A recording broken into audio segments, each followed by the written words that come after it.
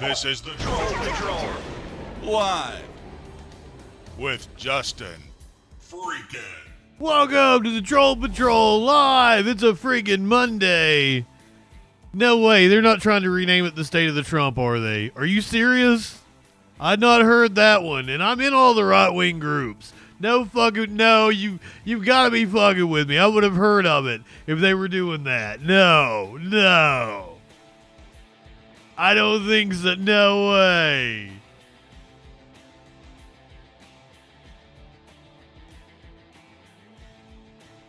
Hold on, I think the other cat's outside, I believe. Do you want to see the other cat? Does everybody want to see the other cat?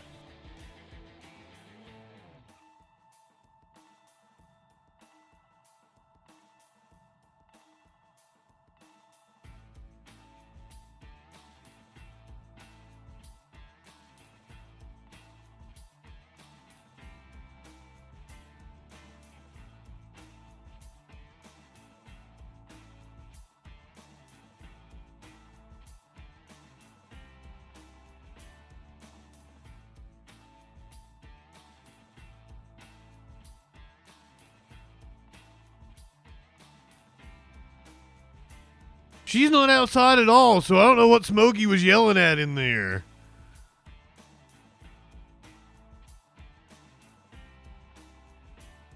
Oh, it's not a State of the Union the first year. That's it. I knew that already.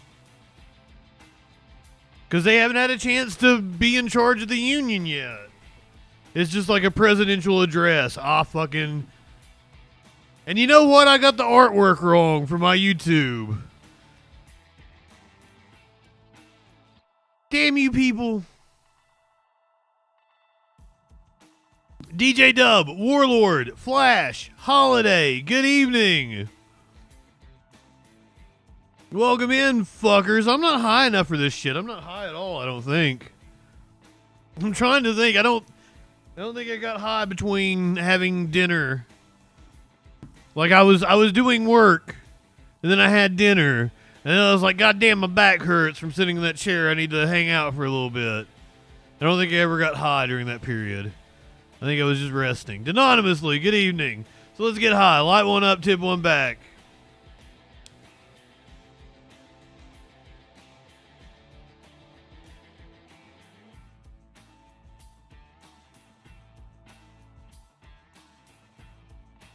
If I get an indication that the outdoor cat is outside, I'll go get her.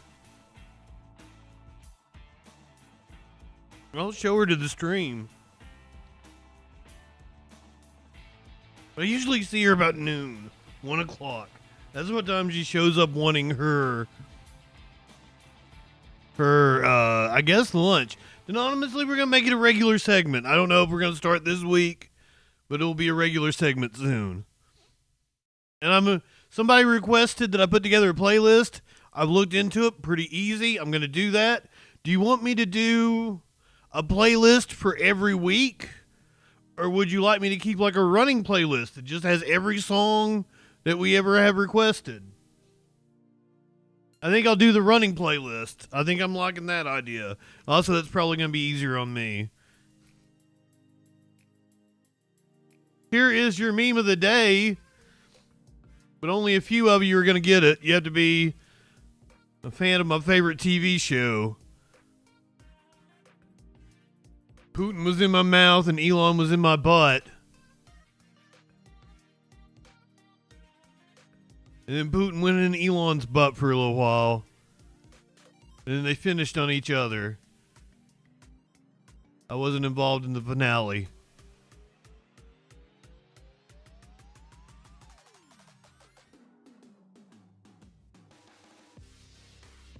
Also, last night, apparently people were getting commercials. And while I appreciate the like half a cent that Twitch would give me, I would rather have the viewers than the half a cent. So I went back to the political category. So hopefully nobody gets any commercials anymore.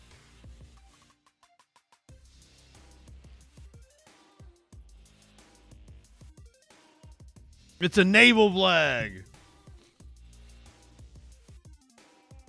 What that news be doing? We got some stupid shit going on. We're going to talk about stocks apparently closing at a free fall. What I'm hearing is that the economic outlook for this country went from being very, very bright at the end of last year to being very, very grim following Trump's slash and burn operation. So congrats, MAGA. Apparently we're in for a recession as soon as a couple of weeks from now. So, good luck with that. We've got tariffs set to take effect. I'm going to play you a clip from Doug Ford, the Premier of Ontario. I don't think he's the one that smoked. We don't know for sure if Doug Ford has ever smoked crack, but it's possible. We won't rule it out. Doug Ford responding to Trump. Zelensky still thinks he can salvage a relationship with Trump. Meanwhile, Trump says Zelensky won't be around very long. My God. Apparently, the U.S. military, the Department of Defense, is no longer focused on Russia as a cybersecurity threat. Chuggy Boy Schumer pretty mad about this. Trump wanting to launch a crypto reserve. I don't even know what to say about that. It's bound to be a scam. You know it's a scam. Vermont ran J.D. Vance out of town. Apparently he didn't even get a chance to do any skiing. Former WWE CEO Linda McMahon confirmed as the Secretary of Education. She also has confirmed that she will abolish the Department of Education. Melania was on the Hill today. She testified about revenge porn, receiving praise from Ro Khanna. We're going to talk about the bird flu and the measles and the mumps. We've had our first death from the measles here in this country, and the measles spreading like wildfire. Good luck with that. I've got two different stories about kids that graduated with honors from school and are now suing their schools because they claim they're fucking illiterate.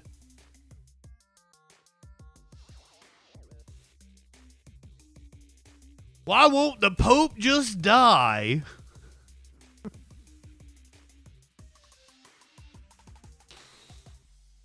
We've got video from inside a courtroom where chaos erupted. Two men were stopped from entering an airplane at Philly, the Philly airport. They had two loaded guns on them.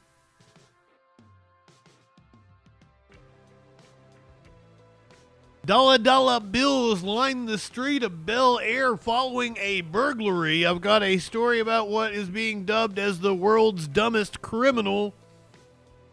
Los Angeles dispatch is being criticized after a content creator called 911 and was left on hold.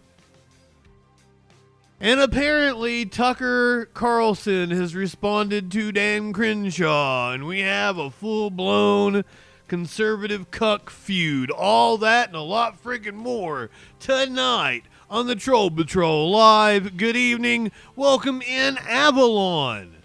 Welcome in, Fragwit. So glad to see everybody tonight. Welcome, welcome. I'm not high enough for this shit. Warlord, did I tell you good evening? What a week so far, and it is only a fucking Monday. Tomorrow night is I called it the State of the Freakin' Union, but apparently I remembered after being reminded by the chat that I am wrong. It is not the State of the Union. A president doesn't give a State of the Union until after their first full year in office. What we have is a presidential address to a joint session of Congress tomorrow night, but pretty much a State of the Union. Warlord tried to fuck with me, told me that the Republicans were trying to change it to a State of the Trump address. And you know what? Wouldn't surprise me. We're in that timeline where something like that would not fucking surprise me.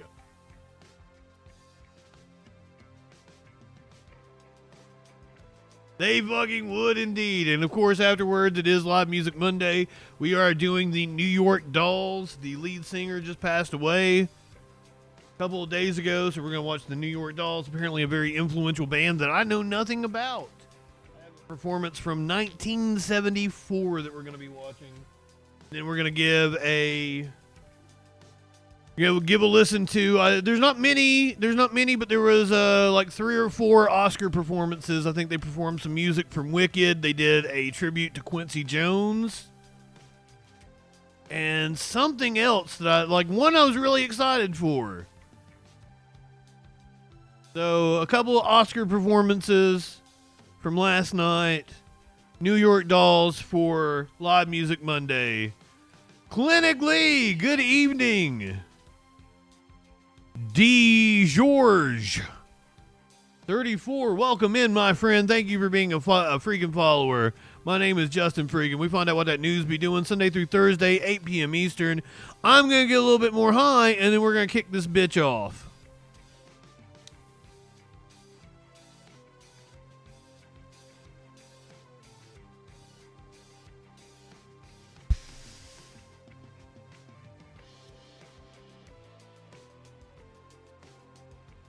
And I guess tonight we'll start it off the only way we can.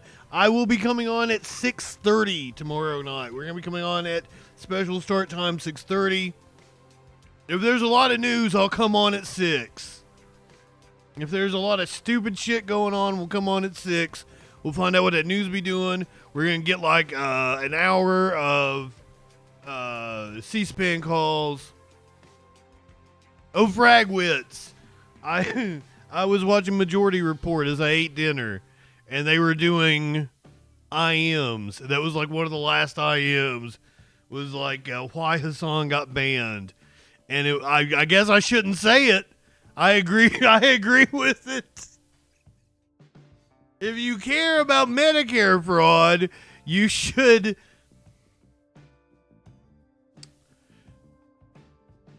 do a Luigi to Rick Scott.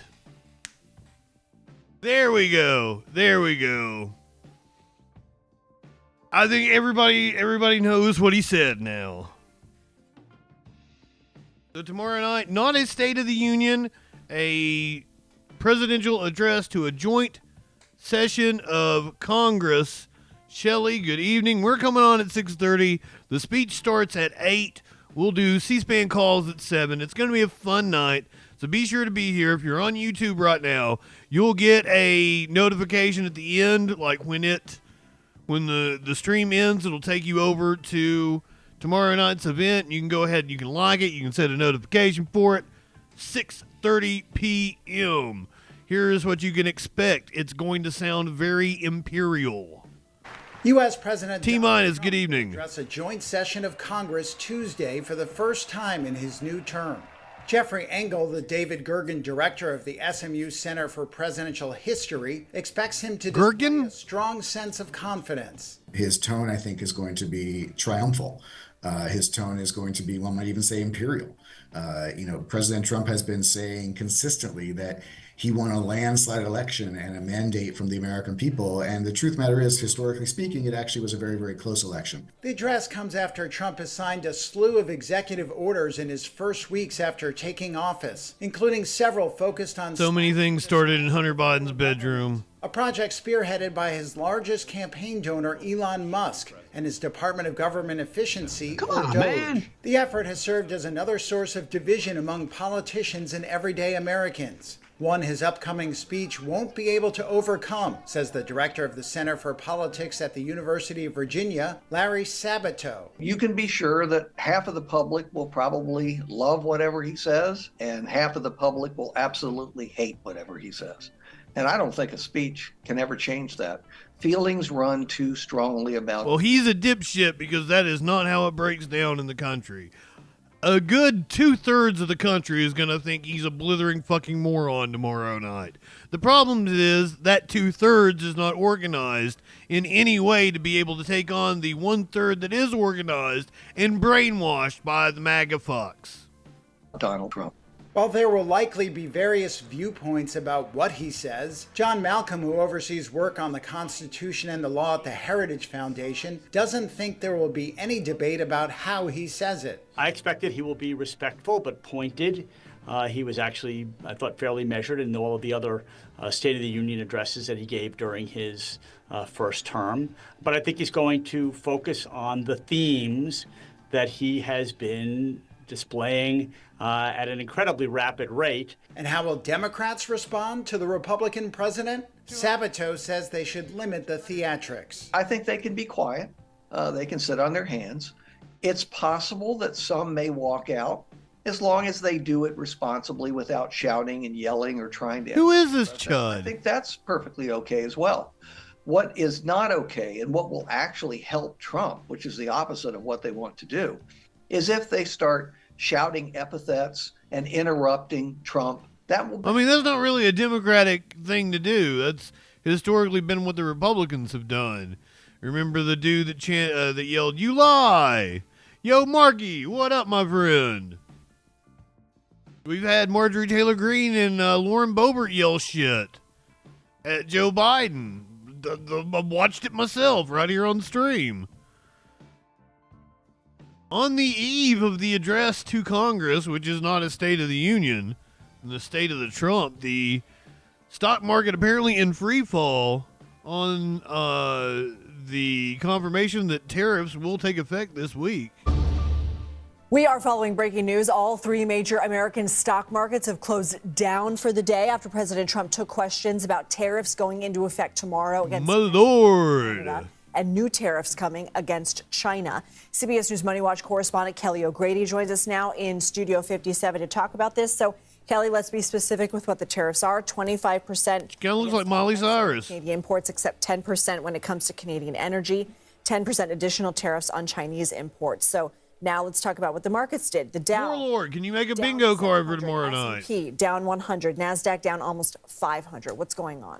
So if you pull up a chart of the Dow, okay, right around when President Trump started taking questions about tariffs this afternoon, you're going to see this. It went off a cliff. And in fact, we were actually down over 900 points when it comes to the Dow at one point today. So those numbers that you just mentioned, they're definitely extreme, but they aren't as bad as we were. Now, why? Markets have been trying to price in this question of tariffs. And I think what we heard today was President Trump saying, look, this is going to happen at 12:01. A lot of investors, a lot of companies were hoping, is this a negotiation tactic? Are we going to see an 11th hour deal like we saw a month ago, right? This was supposed to go back into effect at the beginning of February. But if you look particularly at the auto sector, Ford, GM, like Stellantis, they were all down significantly, over 2 to 3%, because these are the companies that have big plants in Mexico and Canada, and they're going to feel this as well as some of the retailers the most. I don't even know what So there was a bit of a rebound, though, you said. This isn't sort of what the point of these are. To panic and say massive sell-off. That's not the headline necessarily. Yeah, I would say it's somewhere in between, right? I mean, it seems like it's purposely taking a hatchet to the economy, and I don't know what is the game plan. Does anybody have an idea of what Trump may be trying to extract from this, or is this just a stupid move for stupid move's sake?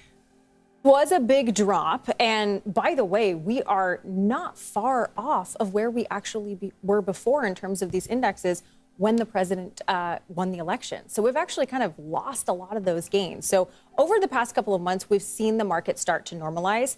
Today, we saw a big sell-off, but there's a lot of volatility. This isn't something where this has happened 5 days in a row, Lindsay. And that's where the analysts that I'm talking to are saying, yes, investors reacted poorly to the news today, but this is not something where we're entering a stock market crash yet.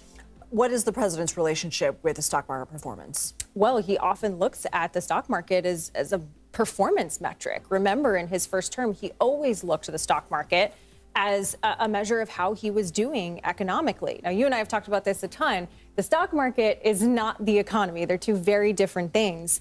But I think today is going to be interesting because, of course, we're going into his first congressional address tomorrow. And you just saw a major sell-off based on policies that he is likely going to. That's what we're doing, I think, Flash. I think that's what this executive order sets up.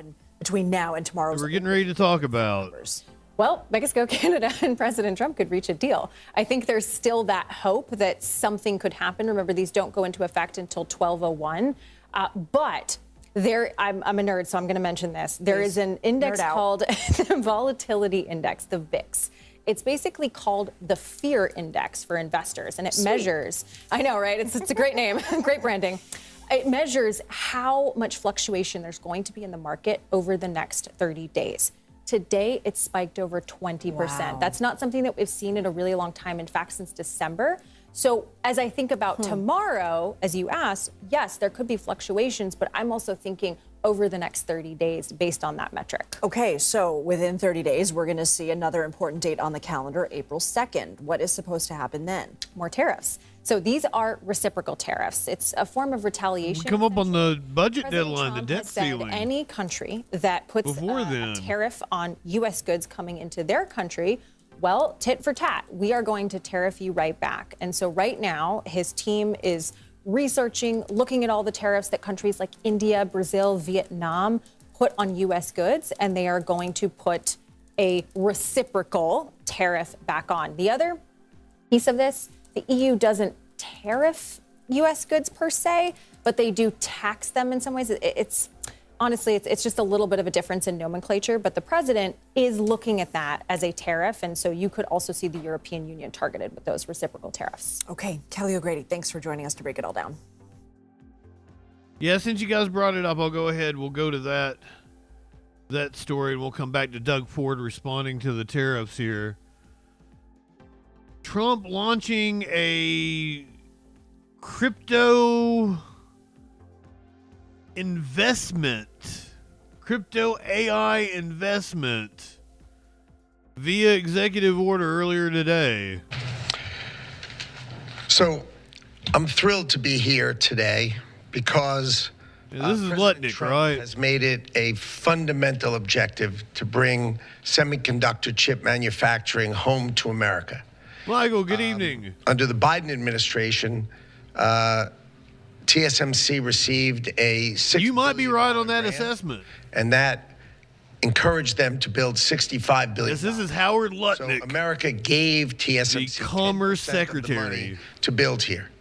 And now you're seeing the power of Donald Trump's presidency, because TSMC, the greatest manufacturer of chips in the world, is coming to America the Taiwanese with a $100 ambassadors billion and shit. investment. And of course, that is backed by the fact that they can come here because they can avoid paying tariffs. So the idea is come to America, build greatness in America, build for the American customers, the Apple, NVIDIA, that whole list that Chairman Wei gave in order to bring production to America. So we're really, really excited. This continues. Yeah, but anytime that incredible path you've ever seen. anytime they're talking about production of chips being brought to America, they're talking about like the last generation chips. These motherfuckers never give up the current generation that they're working with. We're always a step behind them in what we're the fabricators and how small they can make the chips.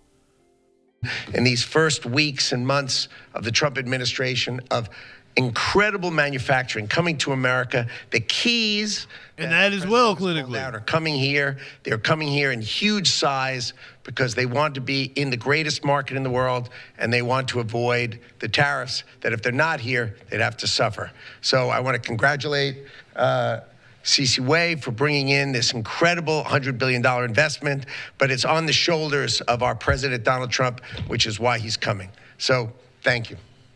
Thank you. David? Thank you, sir. Well, the products that TSMC makes are literally the most important products in the world. I mean, these advanced chips power everything. They power AI, they power your phone, they power your cars.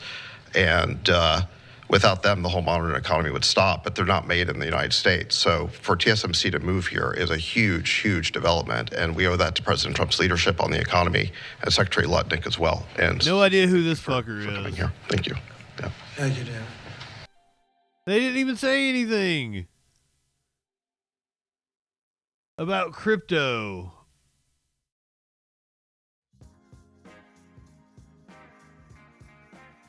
The weirdness around Trump's U.S. crypto reserve announcement briefly explained. This is a Vox article. President Donald Trump announced on Sunday that he'd include select cryptocurrency tokens in a U.S. crypto reserve. But what that actually means and whether it will actually happen is just about as clear as mud. In a Truth Social post, Trump said he directed his advisors to move forward on creating a crypto strategic reserve and that it would include the cryptocurrencies XRP, Solana, and Cardano. In a follow-up post, he added that Bitcoin, Ethereum, and other valuable cryptocurrencies will be at the heart of the reserve. Naturally, the announcement sent crypto prices, which had been trending downward since Trump's inauguration, shooting higher on Sunday, particularly among the specific tokens Trump named. But some of the market enthusiasm wore off on Monday as questions deepened about what Trump's announcement actually meant and whether it would be meaningful. The announcement also set off alarm bells from those concerned about corruption and cronyism. Not only did Trump seem to suggest government plans to favor an industry some of his top supporters have heavily invested in, but he called out specific cryptocurrencies, including some lesser-known ones, by name. How exactly did he come up with that list? And was he proposing to spend taxpayer money not only on buying crypto, but on picking favorites in the market to make his allies richer? Even some Trump fans weren't on board with that idea. Libertarian venture capitalist Joe Lonsdale complained on X that it's wrong to tax me for crypto bro schemes. Adding, cut it out with these schemes, guys.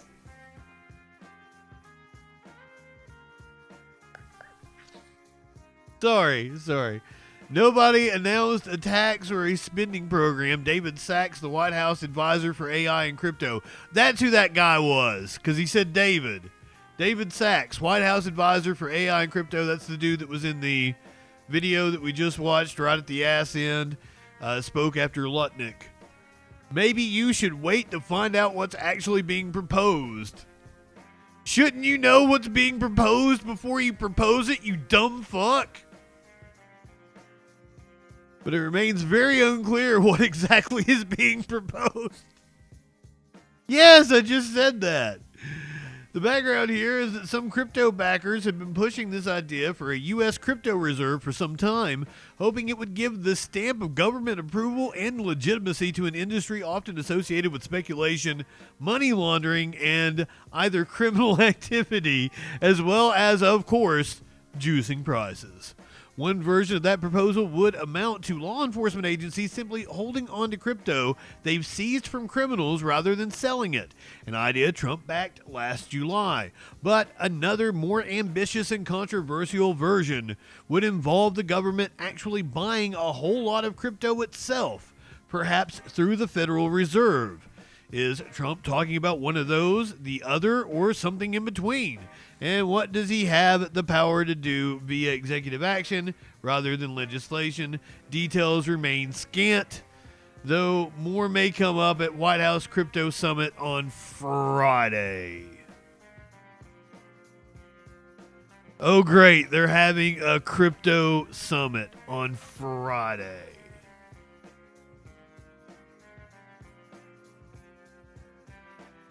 As I said, we were talking about tariffs earlier. Premier of Ontario, Doug Ford, talking some smack against Trump. Are people nervous? Yeah, they're nervous because of President Trump. We have to make sure you have two choices here, folks. We roll over as a country and just let them run over us, or we fight like hell, like we've never fought before. I'm taking option 2. I'm fighting like hell, and we're going to protect Canada. He's underestimating the Canadian people, the resilience of the Canadian people, and the strength of the Canadian people. I said... No. Rob Ford was the... How in the fuck are you just now following me? How is that about what? Do we have an imposter? What the hell went on?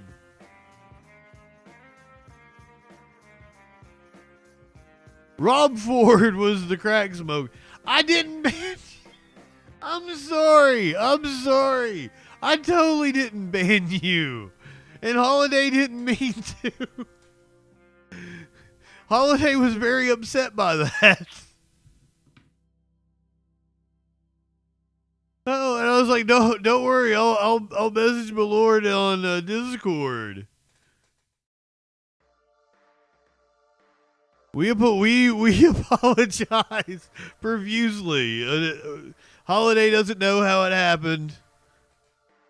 We gave Holiday a titty slap for it. A titty slap! Come on now. You just blew my mind, Flash. I'm not high enough for this shit. Number one, I don't start a tariff war, but we're going to win this tariff war. Right off the hop, I've directed the LCBO, we're the largest purchaser of alcohol in the world, to remove every bit of U.S. alcohol off the shelves.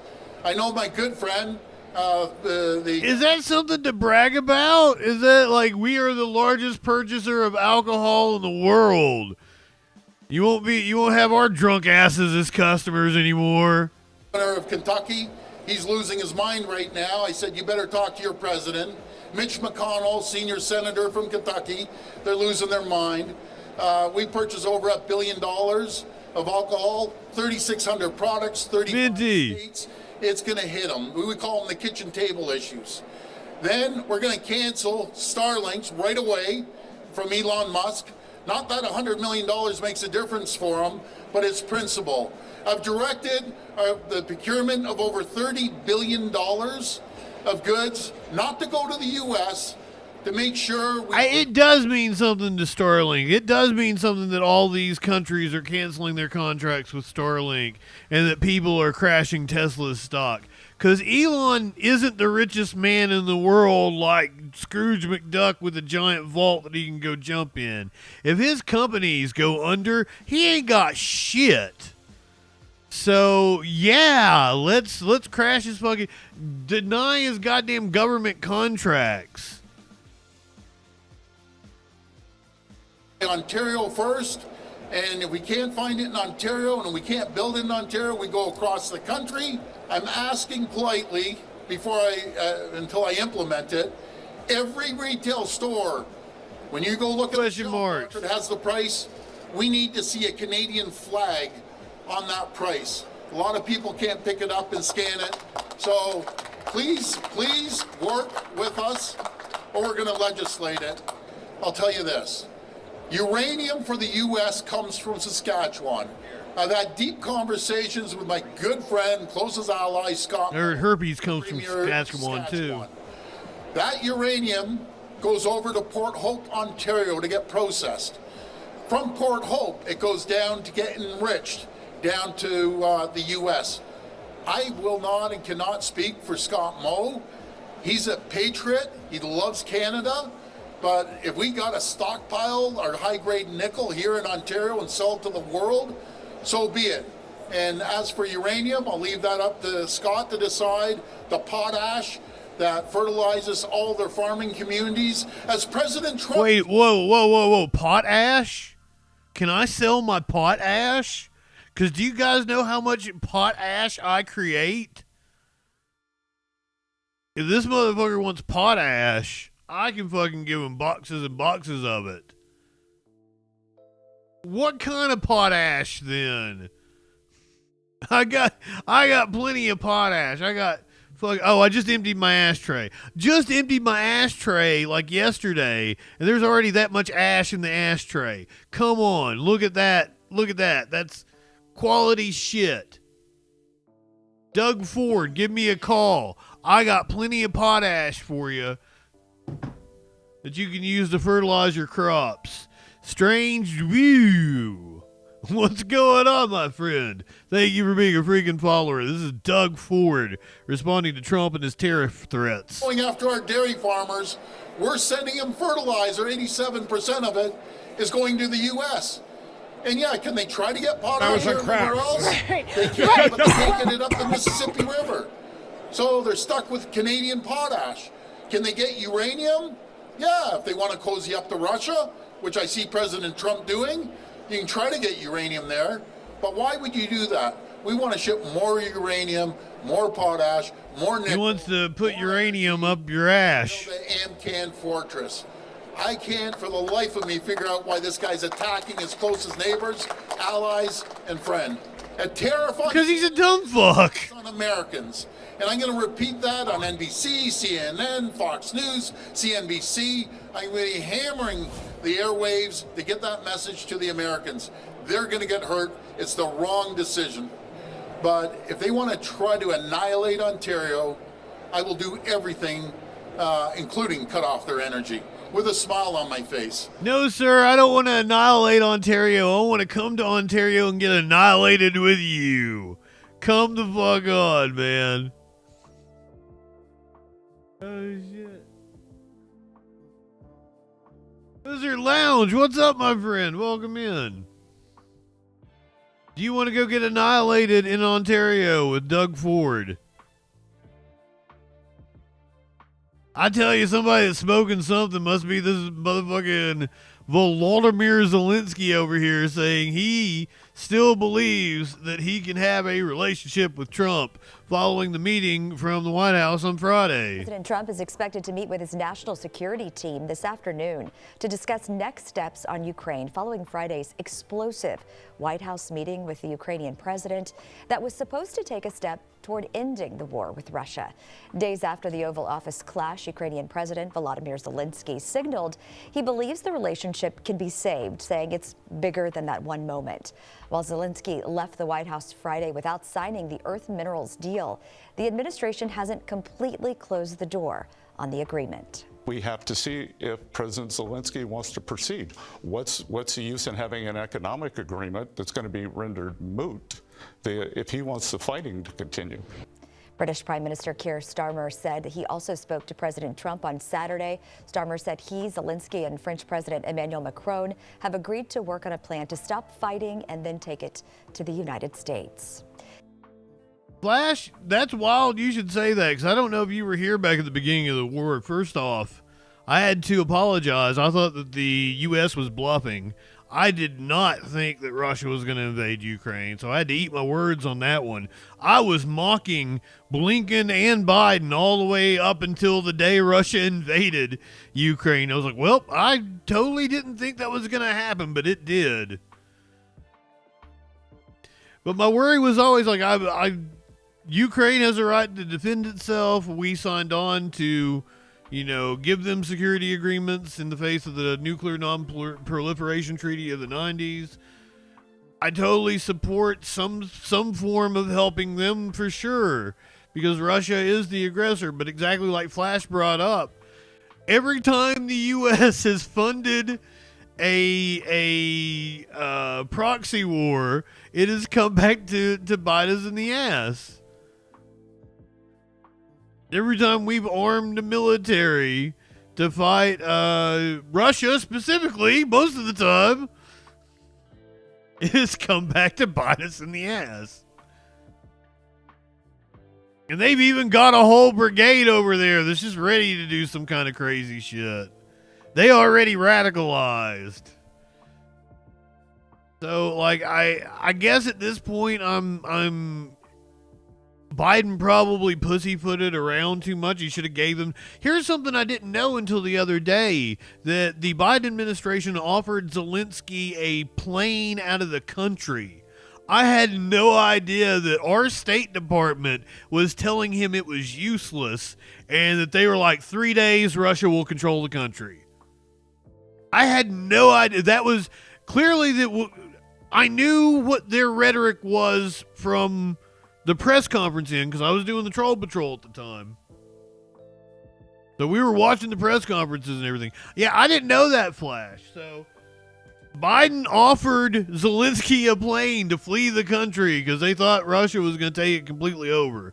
So this whole idea that they've been able to fight Russia, it's actually been a surprise to everybody. And a lot of people are saying that Russia is winning the war, but at this point in time, they are on the verge of financial collapse. They can't make it another 6 months. And that seems to be the reason for Trump's maneuvering right now. They have lost twice as many troops as Ukraine has. Ukraine, yeah, they're having trouble with soldiers on the front line, but so is Russia. So it's a weird place that we're at right now. I don't claim to know fucking shit about foreign policy or military action, so I don't have the right answers. Sure as shit, like, I know that Russia is the aggressor. I know that Ukraine is our ally. From there, fuck if I know what to fucking do. And I want to lay out the facts of what is going on for you guys. Help us all find out exactly what's going on and come to our own conclusions. I'm an anti-war person, but I'm also anti-imperialism. So multiple things can be true.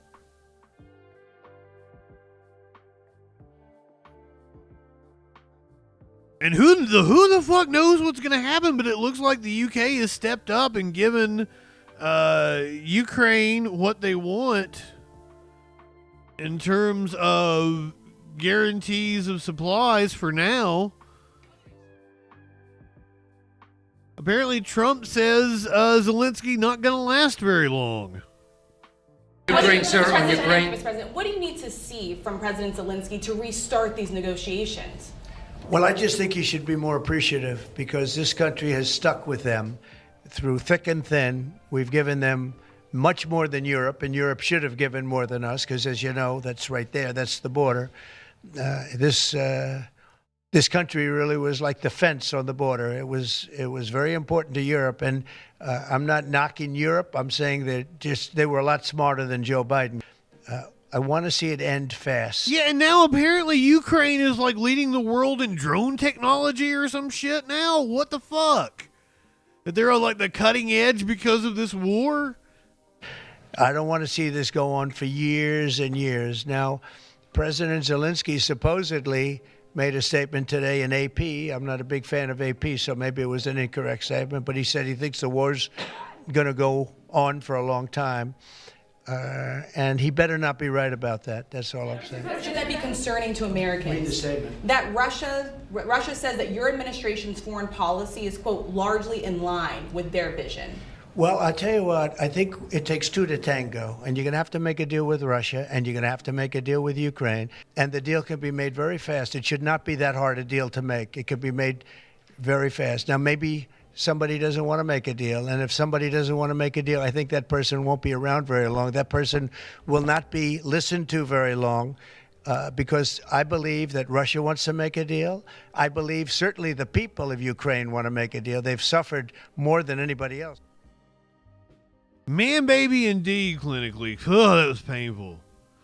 I don't know if I can listen to him talk for, it's going to be like an hour and a half. I think he holds the record for like the 3 longest State of the Unions already. It's going to be an hour and a half tomorrow night. Oh.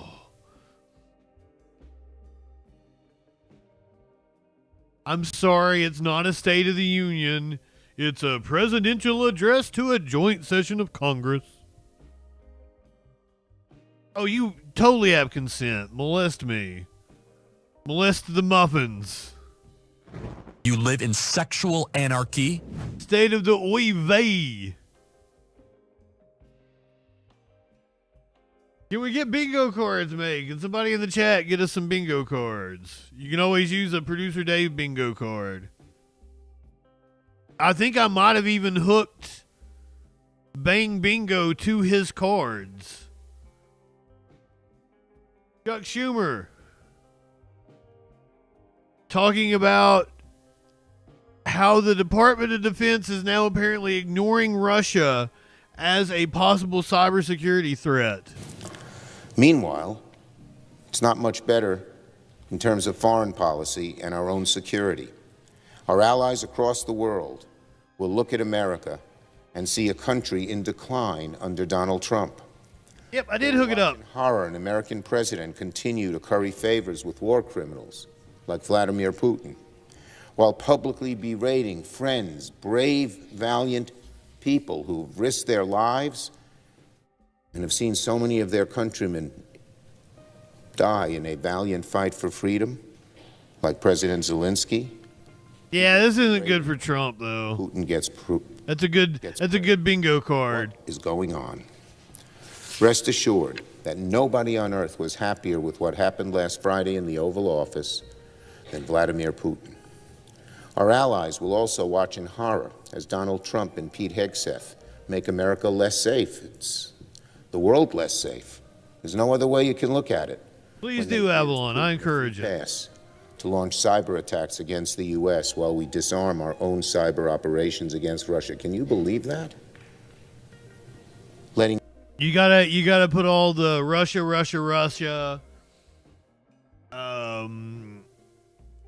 collusion, or no, that's the same fucking thing. Russia collusion. That'll all fall under that one banner. Let's see, what else have we got? Lawfare. Oh my God! If we have to take like a shot every time he says the greatest. Men and women's sports is a good one.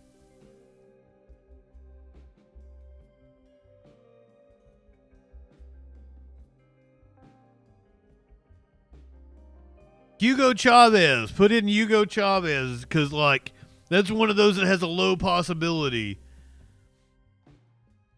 Illegal immigrant crime wave is a good one. Surely he's not going to bring up the pets. Surely. Nobody cares about women and men's sports. I've brought that up many times. They're perfectly fine with that. They're like, if the women can hang, let them do it. Putin. Dougie, good evening. We're saying we won't attack him in terms of cyber warfare. What is going on?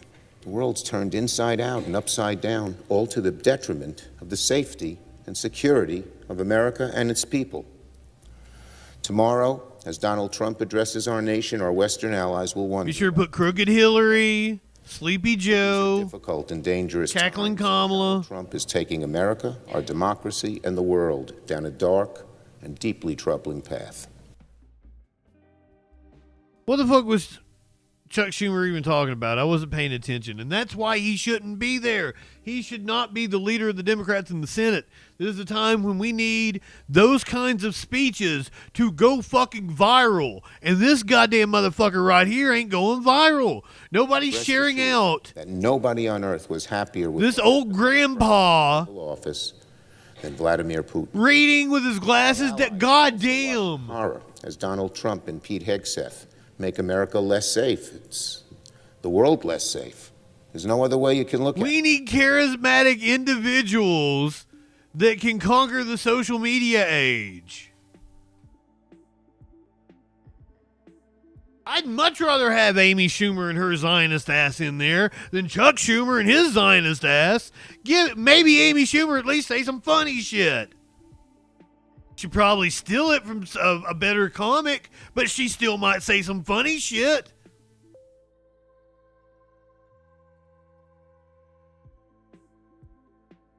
I not only don't care if trans people play in sports, I encourage them. I advocate for them because somebody's got to do it. There's not enough of them to advocate for themselves. So us cis straight-ish people, yeah, call myself straight's weird. That's a weird thing to do. Girl of the Gray, Tadpole, good evening.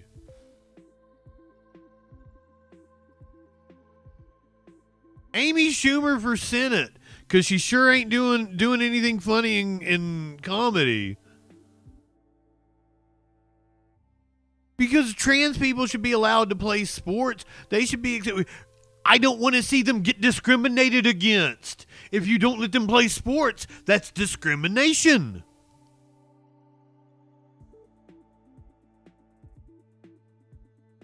It's not hard to understand. Who's this dude staring at me? Does he want to fight me or fuck me? I don't know. What did you send me, Flash? A hunky leftist. Well, I am not the hunky leftist. I got called fat earlier. And I'm like, dude, you're bigger than me. It was another streamer. You are bigger than me. Look at my fucking wrist. Not that there'd be anything wrong if I was fat, but Jesus.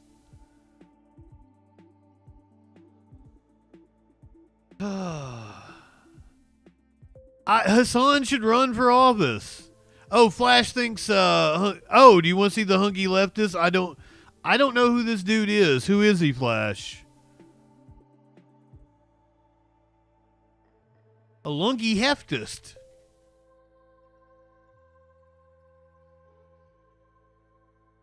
CHI-NAH. China. Yeah, Flash, who is this? The Reacher? I don't know the Reacher. Goddamn fucking T-. It's always T-. Glad to have you here, though, my friend. Alan Richson. What does baggage even matter anymore? What does it mean to have too much baggage to run for office? All the bets are off now. Who cares?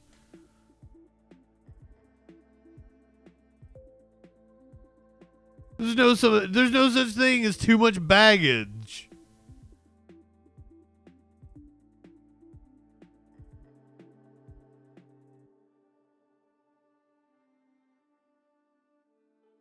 Well, good on that dude. Apparently he thinks politics are corrupting Christianity. Federal employees apparently got a new email today with new directives from... Did it come from Doge? And deadline. In fact, federal workers told once again to send an email with a list of what they accomplished last week, and they have until midnight tonight to hit send. So, according to the memo reviewed by CBS News, this deadline will be a Monday night ritual going forward indefinitely. So let's bring in CBS News White House reporter Aaron Navarro. Aaron, we've seen this before. Anything different about this headline?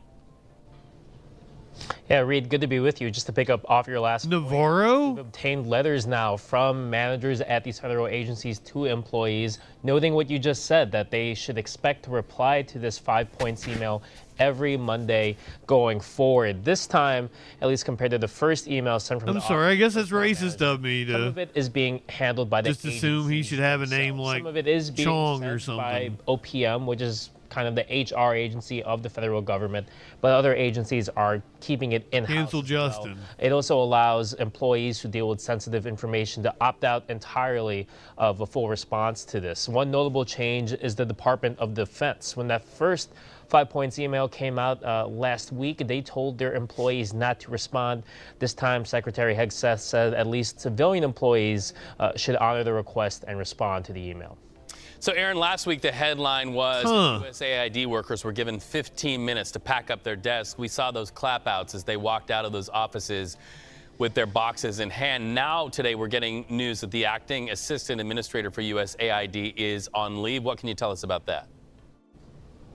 Yeah, this was a senior USAID official who had put a memo out just this past Friday that kind of criticized the changes, the gutting of USAID by the Trump administration, Secretary Rubio and Doge, said that it really put out obstacles there, intentional and or unintentional, he writes in the memo, that have wholly prevented implementation of giving humanitarian assistance abroad. And he wrote in one line, quote, "This will no doubt result in preventable death, destabilization, and threats to national security on a massive scale." The memo itself is one of the more specific timelines we've seen of how Doge and Secretary Rubio have impacted USAID. At one point, they mentioned how the payment systems were turned off. It's so wild that they send people to take the lettering of the department down that fast.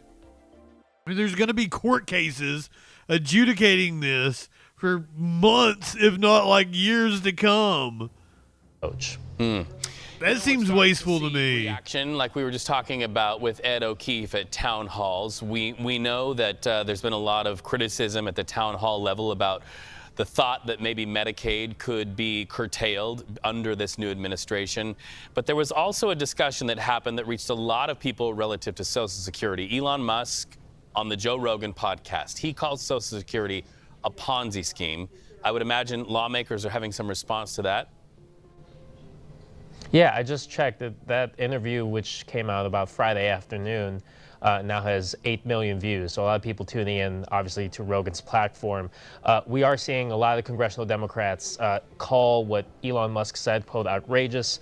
Senator Bernie Sanders used this moment to kind of call on the cap for taxable income for Social Securities to be taken off in order to extend the program solvency. So we're also seeing House Republican Speaker Mike Johnson continue to say that entitlements, cuts to Social Security and Medicare are off the table, yet still call on Doge and Elon Musk to root out, quote, any waste and abuse. But definitely Musk comments there. That leaving picture. the door open to some sort of reform to Social Security. We know that Doge, per employees in the Social Security Administration, have been in the building, and that cuts to both staffers and regional offices for the Social Security Administration are expected to happen in the next few weeks. Well, somebody who has the ear of the President of the United States attended that first cabinet meeting. Elon Musk, not an elected official, by the way, now saying that Social Security operates as a Ponzi scheme. That is a headline grabber on a Monday.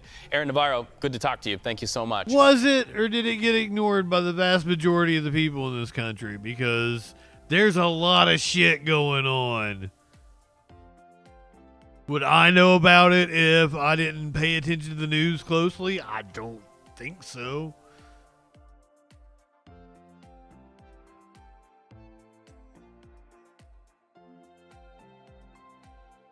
Good job to people in Vermont who apparently ran J.D. Vance out of town.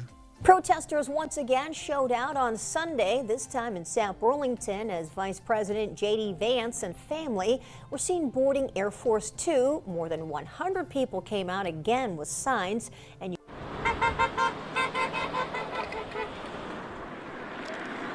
What did I say? I need a ruling. What did I say? We've got a timeout on the clock. You have to when did I say shit? You gotta give me the infraction. I don't remember. I was just thinking how good I did and how I hadn't cussed yet. Thank you very much. I trust you. Another 10 minutes. Shit. Fuck.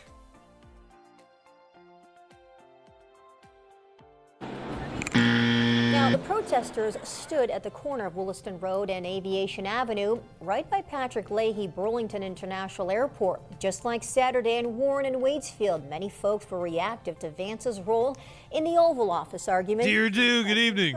And Ukrainian President Volodymyr Zelensky on Friday. One protester says some of their peers were telling Vance to go ski in Russia instead. We're not happy with here, and if you want to ski, I saw a sign that said if you want to ski, go ski in Russia. Is that Chapel Roan? Ski somewhere else, but Vermont is not happy to have him. Shortly before 2:30 Sunday afternoon, Vance was seen boarding his plane with his wife and children. Before climbing aboard, Vance stopped for a moment to snap a few pictures with some Vermont State Police troopers. She took time away from the Pink Pony Club to come out and protest the vice president.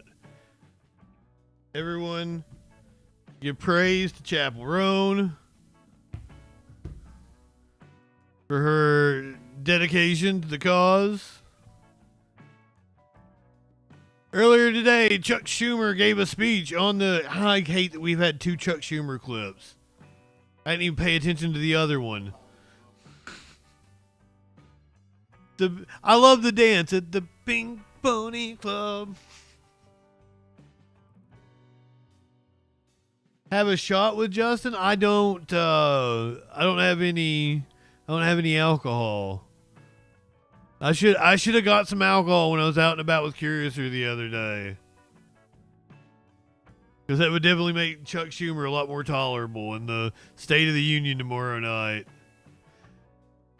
Chuck Schumer, one last time before the vote on WWF CEO Linda McMahon being confirmed as the education secretary. Oh, shit.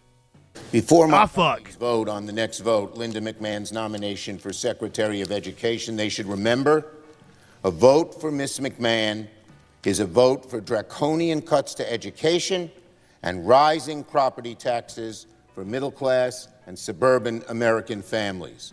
That's why I am so proud that every Democrat will vote no to stand up for our schools, for our kids, for our teachers, for public education, and to prevent it might as well be Vince from going up further. Donald Trump is clear he wants to eliminate the department and push never-before-seen cuts to public schools.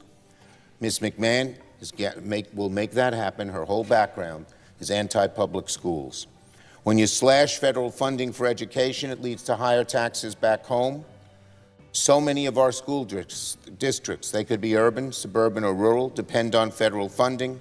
You cut that, it leads to higher property taxes to make up for the loss of money.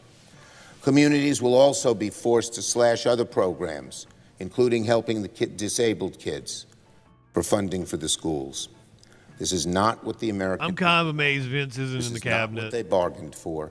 The Senate should reject Ms. McMahon because funding cuts for schools, students, parents, and teachers. I know clinically this is such an important moment and he's bungling it. Kids probably don't go to public schools is an awful idea. I'm proud every Democrat. Your kids probably don't go to public schools. Ask for the yeas and nays. I hate that man with a burning passion. Well, Flash, if it was his turn, it's been his turn for a really long time now. He has been the Democratic leader in the Senate for at least 10 years. Seems like longer. Seems like more like 15 years. Didn't he take over as the Senate Majority Leader when Obama got elected?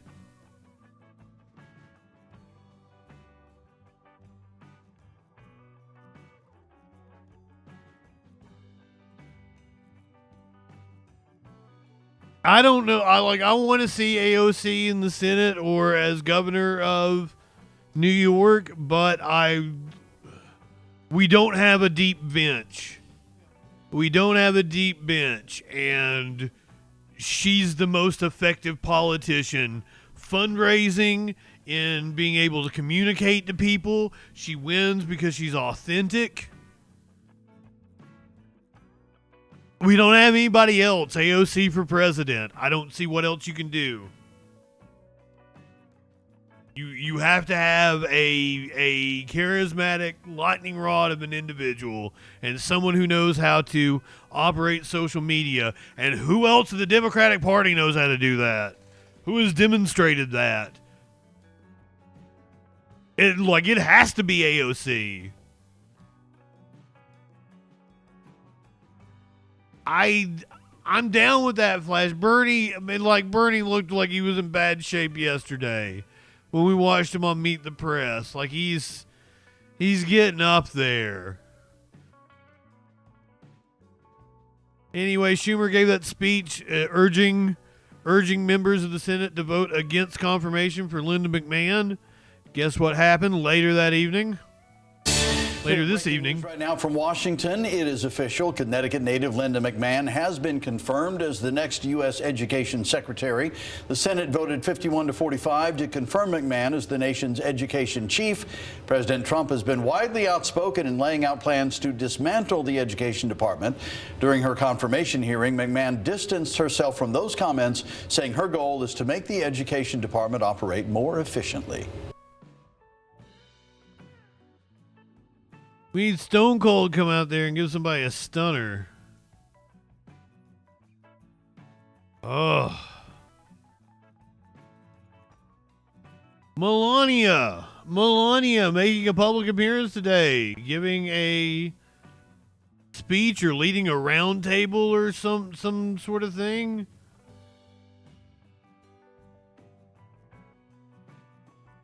On Capitol Hill, this was Melania Trump. Good afternoon. I'm here with you today with a common goal: to protect our youth from online harm. The widespread presence of abusive behavior in the digital domain affects the daily lives of our children, families, and communities. Addressing this issue is essential for fostering a safe and supportive environment for our young people. I hope today's roundtable builds awareness of the harm caused by non-consensual intimate imagery, and eventually the approval of the Take It Down Act bill in Congress. Is it wrong of me to do this? In today's AI-driven world, the threat of privacy breaches is alarmingly high. As organizations harness the power of our data, the risk of unauthorized access and misuses of personal information escalates. We must prioritize robust security measures and uphold strict ethical standards to protect individual privacy. As First Lady, my commitment to the Be Best initiative underscores the importance of online safety. In an era Distant where Galaxy, digital good evening. interactions are integral to daily life, it is imperative that we safeguard children from mean-spirited and hurtful online behavior. Ensuring their protection is not just a responsibility, but a vital step in I nurturing. don't even think these two look like her. Here with us today is Alison Berry, a 15-year-old brave young woman. Dang, Alison clinically. Spears used AI to create non-consensual intimate images of her and then spread the images across social media. They superimposed her face into pornographic content without her consent, solely to humiliate her. And authored, Alison's family contacted the social media. Of course, I wasn't doing revenge porn. She did those pictures for public consumption. Ultimately, the fake images circulated worldwide. She's talking about an issue I'm passionate about. To witness young teens, especially girls, grappling with the overwhelming challenges posed by malicious online content. Make me reset the clock because of showing those images. This toxic environment can be severely damaging. We must prioritize their well-being, Mary Sue, equipping them with support and tools necessary to navigate the anti-troll patrol. digital landscape. Every young person deserves. I can't do it anymore. I can't do it. And it is an issue that I care deeply about. Like our digital footprint, our data. We should own our images, our everything, the cookies that we leave on websites. We should own that.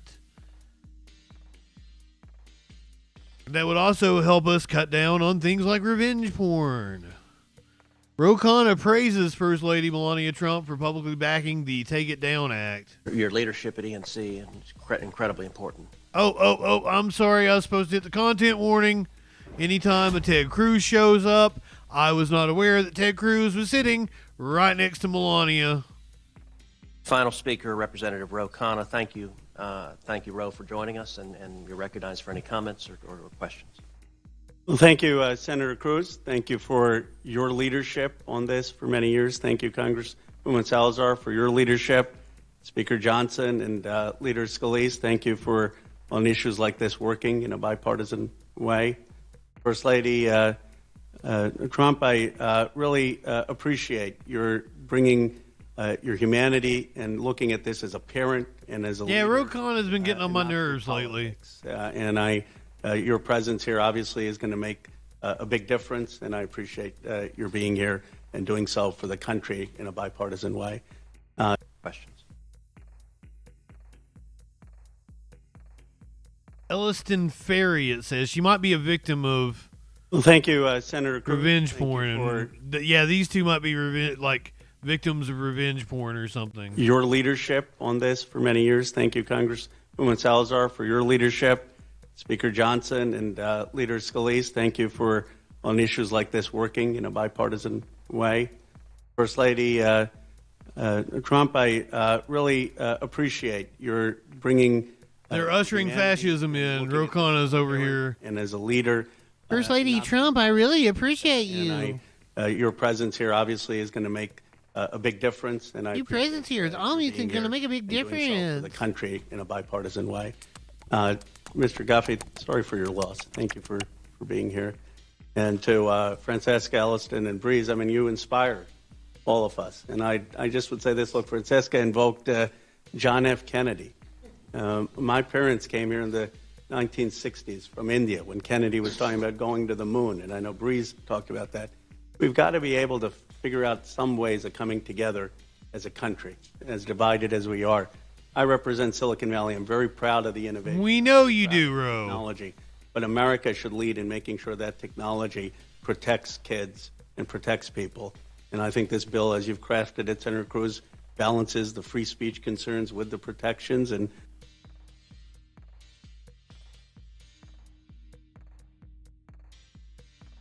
Galaxy, why'd you have to put that in my head? The image of Ted Cruz standing there naked in front of me. I didn't have that image until you said that.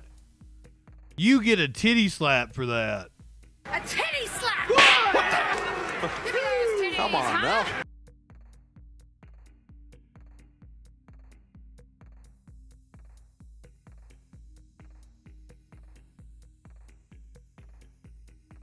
Remember how we played that clip of Dan Crenshaw saying he would end Tucker Carlson's life? Apparently there's a whole feud going on. I missed this a few days ago when Tucker Carlson was at the TPUSA conference, whatever it was. Tucker apparently responded back to Dan Crenshaw. Next time Dan Crenshaw stands up and says, but you don't understand the threat. Shut up, Dan Crenshaw. And everyone liked Dan Crenshaw. Just about had it with you. Yeah, shut up, Dan Crenshaw. I'd give anything in the world to piss in your open eye hole. Give me that eye pussy, sir.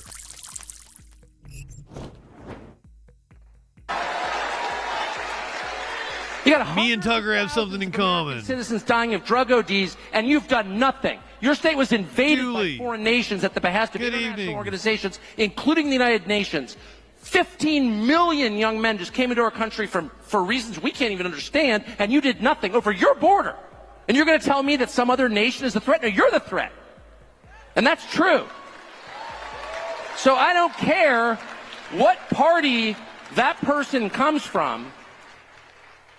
That person is an enemy of everything that you voted for. Trust me. We've seen this movie so many times, and the way that they short-circuit your critical thinking and get you to go along with it, and I know because I've been a victim. Wait, this wasn't even the other day. This is 2024. Tucker just posted this. You are the father who abandoned his children, and there's no excuse for that. He's a father that abandoned his children? You entire Democratic. Tucker posted it 6 days ago. You're the one whose own children languished and died. Wait a minute. Did I have it backwards? Did Dan Crenshaw say he wanted to end your life because of this speech? You focused on the neighbor's kids or kids in another country. All of that may be fine, but your duty is to your kids. That's why you're the leader. And anyone who shirks that duty is guilty of abandonment.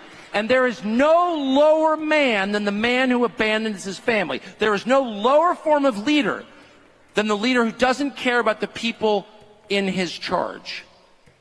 And so make that the litmus test, I would say. I mean it, and I don't care what they say. Texas does seem, I'm just being totally honest, the single most left-wing, truly left-wing member of Congress I've ever met personally is a Republican from this area who has no interest in the United States whatsoever and does not even pretend.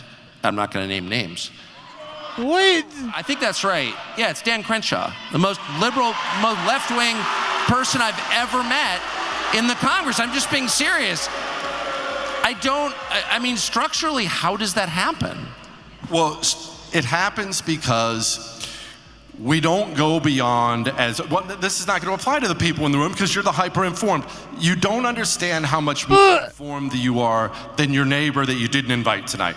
I really mean that. Your brother, your mom. Yes, they're Republican. They're voting Republican. They probably have a MAGA hat on. Go Trump! Ask them. Ask them when the last time they voted in a school board election was. Ask them if they even voted in a primary election.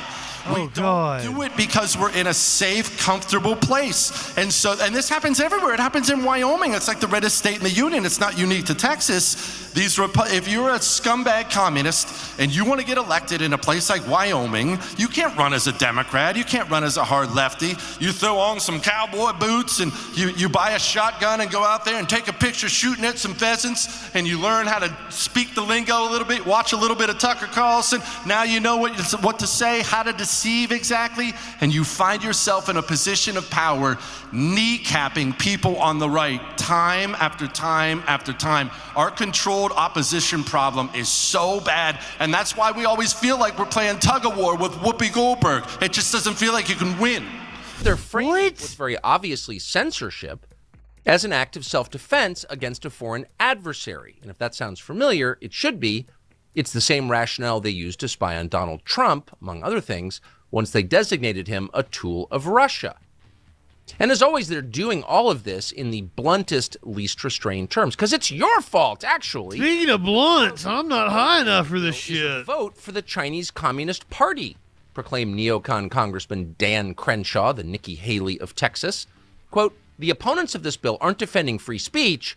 They're defending Chinese access to American data and American minds. Not a good look. You're a bad American if you don't agree with me, says Dan Crenshaw. And the rest of the liars said similar things, and maybe some of them believed it. That is possible, given the median IQ in the Congress. Then on questions of foreign policy, you would not spend a ton of time worrying about Taiwan. It's far away, and honestly, who cares? No. Because you don't have all the money in the world or all the time in the world, you would narrow down your priorities, and you would spend your energy. Wait. Does he care about Taiwan, or he doesn't care about Taiwan? And military might on your own hemisphere, where you and your population actually live, the people you... And wow, this has been brilliant propaganda. Okay, let's look at what he did. The reason why we watched this was Tucker's brutal takedown of fake conservative Dan Crenshaw. He gave us the juicy drama at the beginning, right? And then we've got this clip over here where they're talking about fake-ass Dan Crenshaw, which he is fake, but not in the way they're insinuating. But then they plant that little seed. You should be running for your local school board. You should be voting for your local school board. You should be voting in your local elections. And they're correct. And they've planted that seed. And now, like, I don't even think the video's about Dan Crenshaw anymore. It's just Tucker spewing his nonsense. Do we get more brutal takedown? State GOP voters, and people get mad when I say that, but let me just go down the list here. Mitch McConnell, John Cornyn, John Thune, Tillis. I mean, look, you can go down the list. Every dork from the... And once again, this blows my mind. Mitch McConnell should be heralded. The most, quite possibly, this is up to political scientists to study it, but he is in the running for possibly the most effective politician of all time. Like, he masterful the way, I don't like the man, hate his guts, completely against his but in terms of being effective as a legislature, he gave them everything they ever. Trump right now in this scenario probably doesn't exist if it wasn't for Mitch McConnell in so many ways. So it's insane. It's insane to me that they hate Mitch McConnell, the man that gave them everything they want and opened the door to Republicans being able to take over the country. And it's so much more than that Supreme Court seat. But yes, that Supreme Court seat is the number one thing you can point to. So the fact that they always attach Mitch McConnell it boggles my mind. Like, how does that feel, Mitch? How does it? You're not a hero in your own party. You turned the party into what it is, and you're not the hero that you wish you were. I'm sure his legacy is like the number one. I hope he is cogent and lucid enough to know that his party hates him with a burning passion.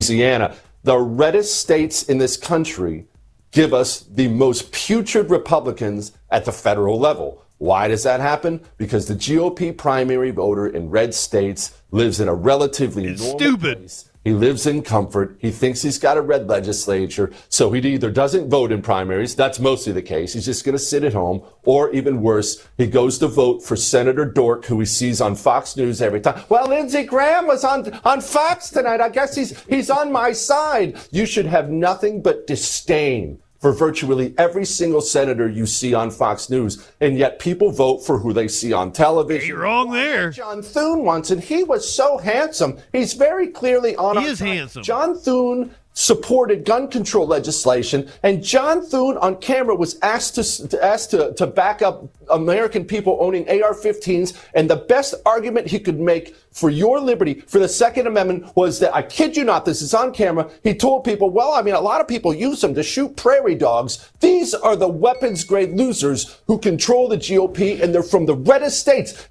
Susan Collins is understandable, Tucker. Sorry to get all fired up. It's understandable. She's from Maine. It's from a blue state. Of course, we're going to get some wishy-washy, mealy-mouthed dork from that kind of state. For the Dakotas? The Dakotas are so red, it's crazy. They could have somebody to the right of me if they wanted to, but they don't. Well, I saw him on Fox last night. Oh, just gag me with a fork.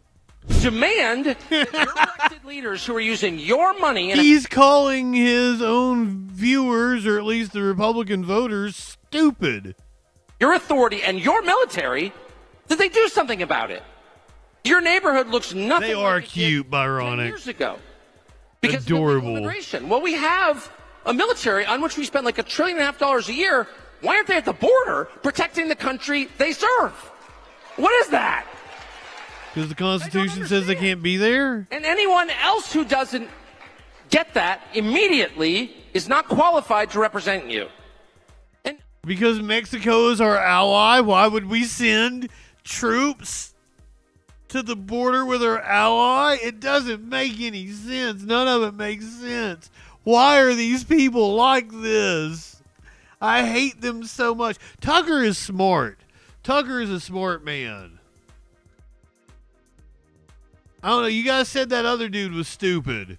But fucking his messaging was on point. That was scary how good he was. Are you guys sure he's stupid, or are you just a good grifter? Because this dude's slick. Tucker is slick too. This was put together well. This is scary shit. That's effective propaganda.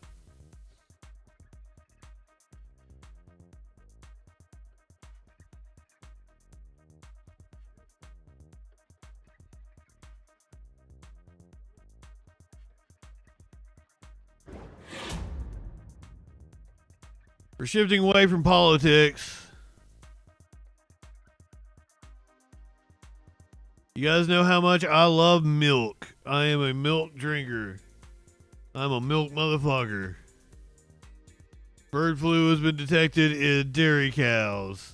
Let me ask about the bird flu issue. It's been a big one in terms of driving inflation, obviously. Who the fuck is this dude? It's something that everyone has noted, but it's just like a Ben Stiller character. Behind the death of 130 million chickens, apparently, over the last few years, and spreading to the cattle herd. How much of a problem is it? It's a big problem, and it's not easy. And then you guys see...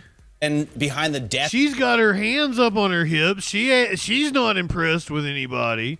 And who is this guy? Of 130 million chickens, apparently, over the last few years, and spreading to the... Their set looks like a 90s Taco Bell. It's a big problem, and it's not an easy one to solve.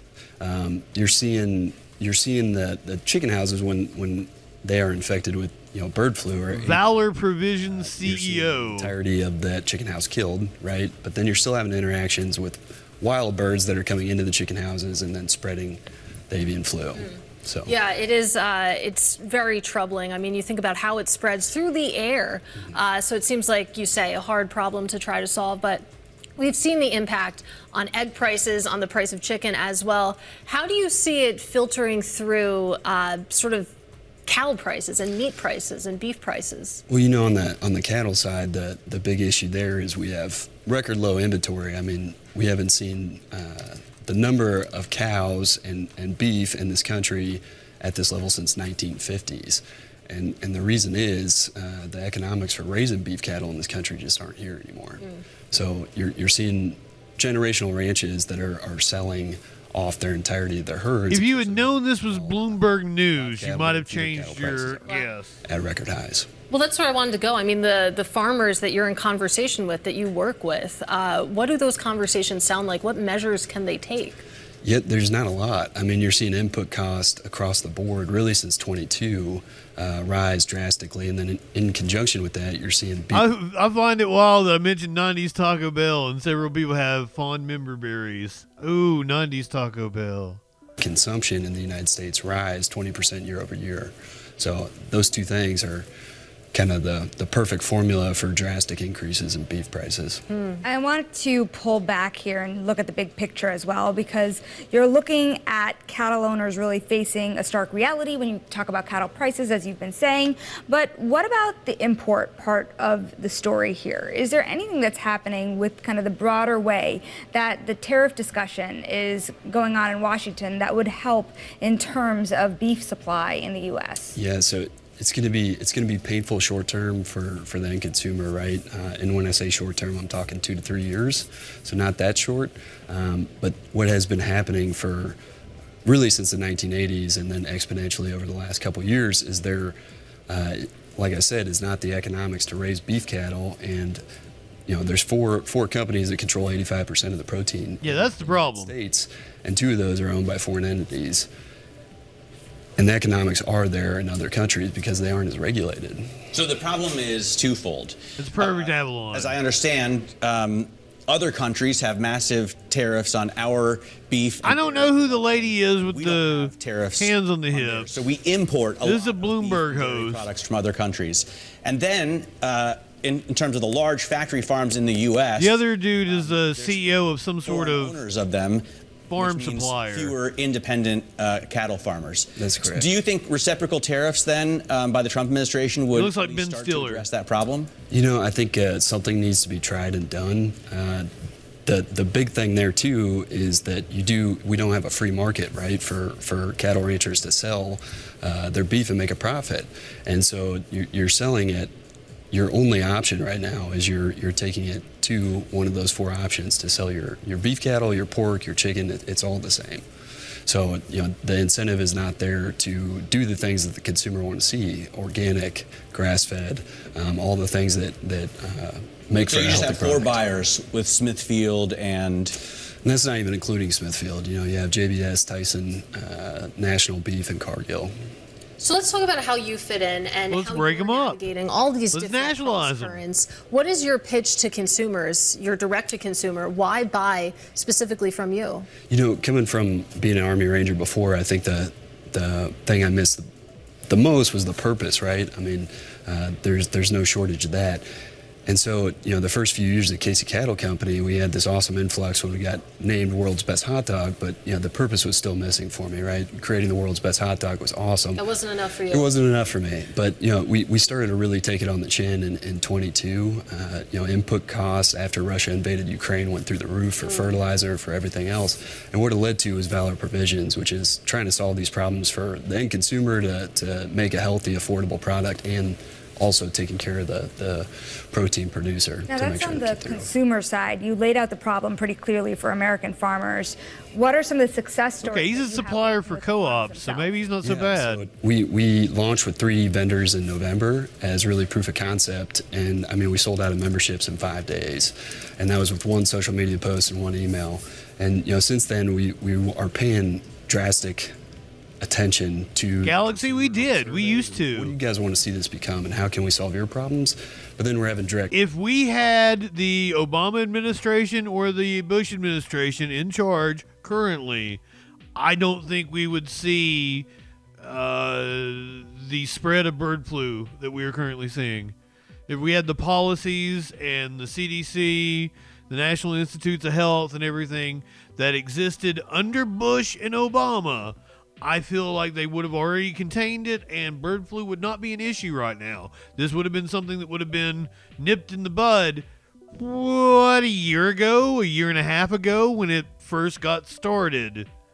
But because we have been lax on testing, because we are short-staffed on scientists, because the CDC and the NIH have taken such a hit from COVID. I mean, just think about how many people left or retired because of COVID. They're like, I can't do this anymore. How much, they call it brain drain.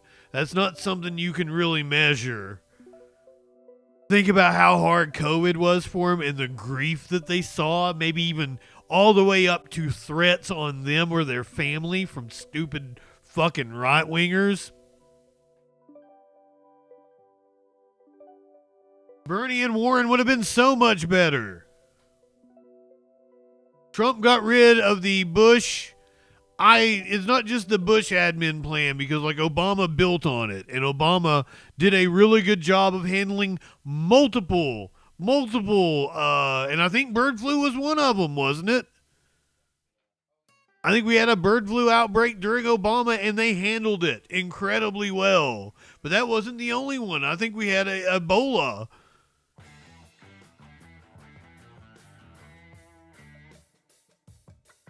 And that is fucking scary. The fact that we don't really have the Ebola response just that we had just like 4 or 5 weeks ago.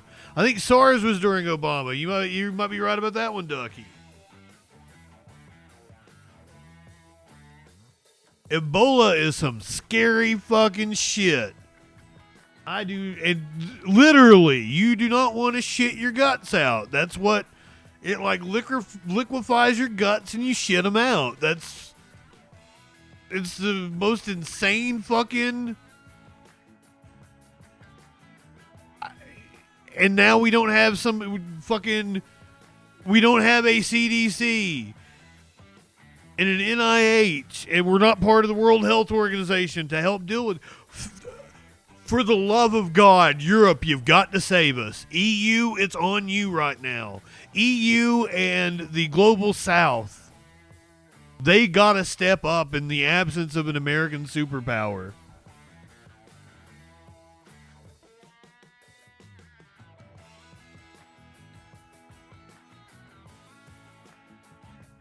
Cat owners. U.S. Food and Drug Administration is alerting pet owners that some raw cat food is being recalled because it could be contaminated with highly pathogenic avian influenza. The product is frozen, boneless, free-range chicken formula, raw pet food for cats. Looks like this shit right here. People who fed pets the recalled product should watch for symptoms of bird flu in their pets, including fever, lethargy. Why did I say it like that? Low appetite, reddened or inflamed eyes. I could have said lethargy. Discharge from the eyes. That's called crying. Difficulty breathing. Neurological signs like tremors, stiff body movements. Goddamn. Seizure, lack of coordination, or blindness. People with pets exhibiting these signs after feeding their product should contact their veterinarian. I'm a cat lover. This is worrying to me. I don't like this. A farm on Long Island having to call its entire population, attempting to rebuild. Also, bird flu has been found in North Carolina, in India. Cases had seemingly plateaued in the first month of the year. appearing to now be exploding once again. Farmer Doug Corwin's family has been raising ducks on this Long Island farm for generations. What does this farm mean to you? Well, it's my life. It's my heritage. It's an icon of Long Island. Breeding some of the most sought-after ducks in the world, supplying the best restaurants in the Northeast. That farm is currently under quarantine. But it all came crashing down 6 weeks ago. We check these birds 3 times a day. Birds flock together, and all of a sudden I saw a series of dead ones. Corwin's ducks tested positive for the bird flu. I never saw anything quite like this. So quick, so fast. I knew that this meant everything would be gone. That same day, he let go of 45 staff members. I rank that up with the death of my parents as the most devastating times of my life. And then you had to euthanize. Yes. What was that like?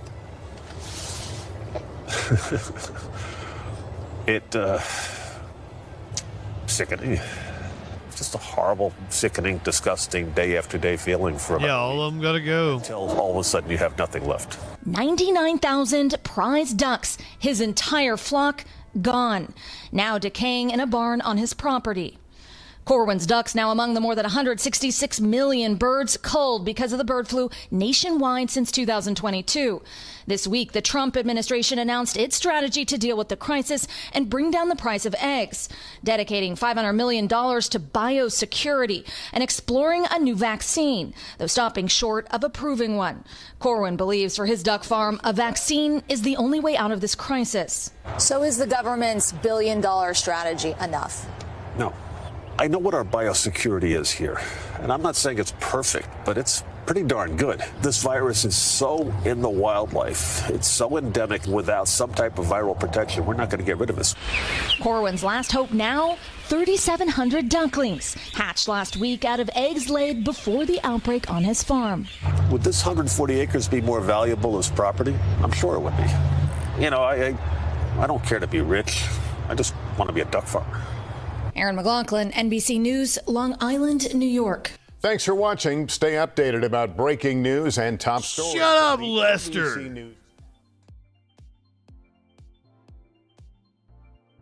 Motherfucker always yapping at me. Indiana, North Carolina, among places reporting bird flu. Bird flu threatening backyard flocks in New Mexico. The highly contagious and deadly bird flu has now made its way to New Mexico. State agriculture officials confirming over 40 birds, part of a backyard flock, have tested positive in Bernalillo County. The disease has hit the nation's chicken. I think I'm going to do a tribute to Lester for the 420 special. I think I'm going to go back. It's gonna be a task on my part to go scrub through a whole bunch of old videos and just put together a supercut of me going, "Shut up, Lester! Shut up, Lester!" But I think it could be a lot of fun. I feel like there's one a night. Population hard. More than 20 million chickens have died over the last few months because of this disease. It's created a massive shortage of eggs, which means that you are paying more for them at the grocery store. Tamara Lopez joining us now. And Tamara, with the cost of eggs continuing to rise, many people might be thinking of Flash, totally. At this point. Yeah, Zach, with the national average cost of eggs at $4.95 a dozen, it's pretty easy to see why. And what we do know is recently a non-commercial backyard flock in Bernalillo County was almost entirely wiped out by bird flu. One local yard coop owner I spoke to says that getting your eggs can be worth it if you're willing to put in a little work first.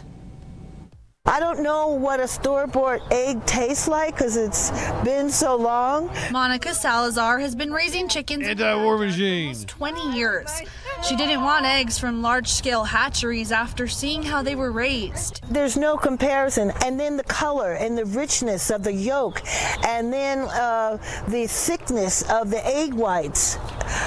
I just can't say enough. And now she's even happier to have her own egg supply. Oh, somebody laid me another egg. Why, thank you. The ongoing nationwide bird flu outbreak has already wiped out thousands of chickens and caused egg prices to skyrocket with no end in sight. Now, the New Mexico Department of Agriculture confirms a backyard coop in Bernalillo County had almost 50 infected birds, including chickens, duck, and geese. All those birds have died. Salazar says she's never had an outbreak in her coop. As long as you keep everything clean, your chickens have fresh water, their environment, you let them out, they get sunlight, fresh air. The infected coop has been quarantined, and the NMDA confirms it was non-commercial. The shortage has had a lot of people want to raise their own chickens. But before the chicken or the eggs, there's hard... Oh, I bet it's really expensive to keep chickens. All the feed and shit. And how many eggs do they produce? It's not a lot, right? Work. I have to compost. Which came first? You will have chicken poop, in the straw, and then I add that into my composting bins along with. I thought she was gonna say coffee. She also cleans the drop. I thought she was gonna say the chicken poop and the straw she added into her coffee, but I'm wild. And then I add that into my composting bins along with leaves and grass. She also cleans the droppings and changes the water daily. You're a good girl. Wherever the cost, okay. Employees tally the guard dog to keep her chickens safe. She protects them from 5 or 7 a day? Damn. Squirrels and skunks. Salazar encourages people to get their own chickens, but says just be prepared to work for those precious eggs. It's a lot of fun, and like I said, it's a lot of work. So the NMDA says that the spread of the bird flu in our state is likely due to migrating birds passing through right now. It recommends preventing your flock from having contact with wild birds when you can. Also, be sure to 5 out of 7 days, okay. Contact with any poultry. Okay, that's different then. So that, it would probably require numerous birds in order to be able to produce the amount of eggs a person would eat if they wanted, a lot of eggs. They were going to the trouble of raising chickens for eggs. You need 9 or 10 chickens to produce a dozen eggs. Every couple of weeks?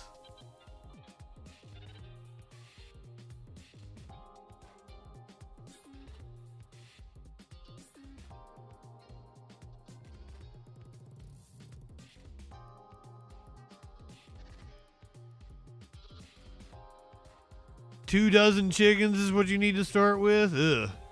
That's a lot of chickens.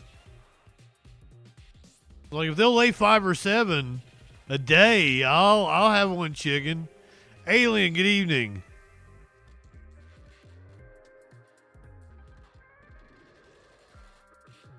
Oh, I wouldn't want them to get lonely, that's for sure.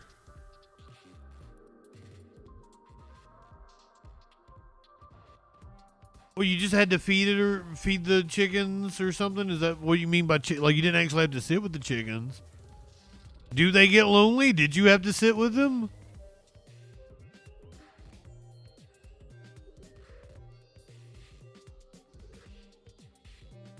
I'm interested in this chicken rearing here. The roost will be basically a giant doghouse. The roaming space maybe 20 by 20.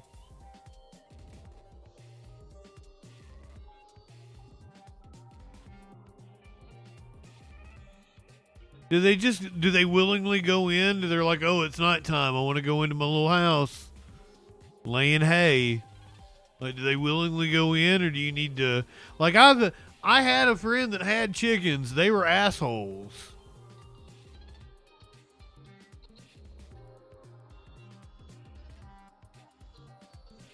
Yeah, so they just willingly come back into their house. They're like the cats. They're ready to go to sleep when it's sleepy time. Got Maynard's laying over here in the floor. Let me see if I can get him.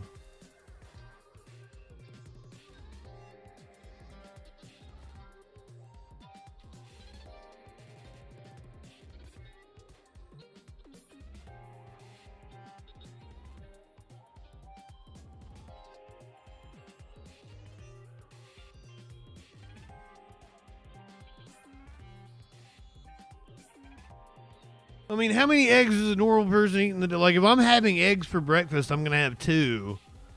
If I'm baking something, I need 1, 2, 3 eggs. Lenny, good evening. egg.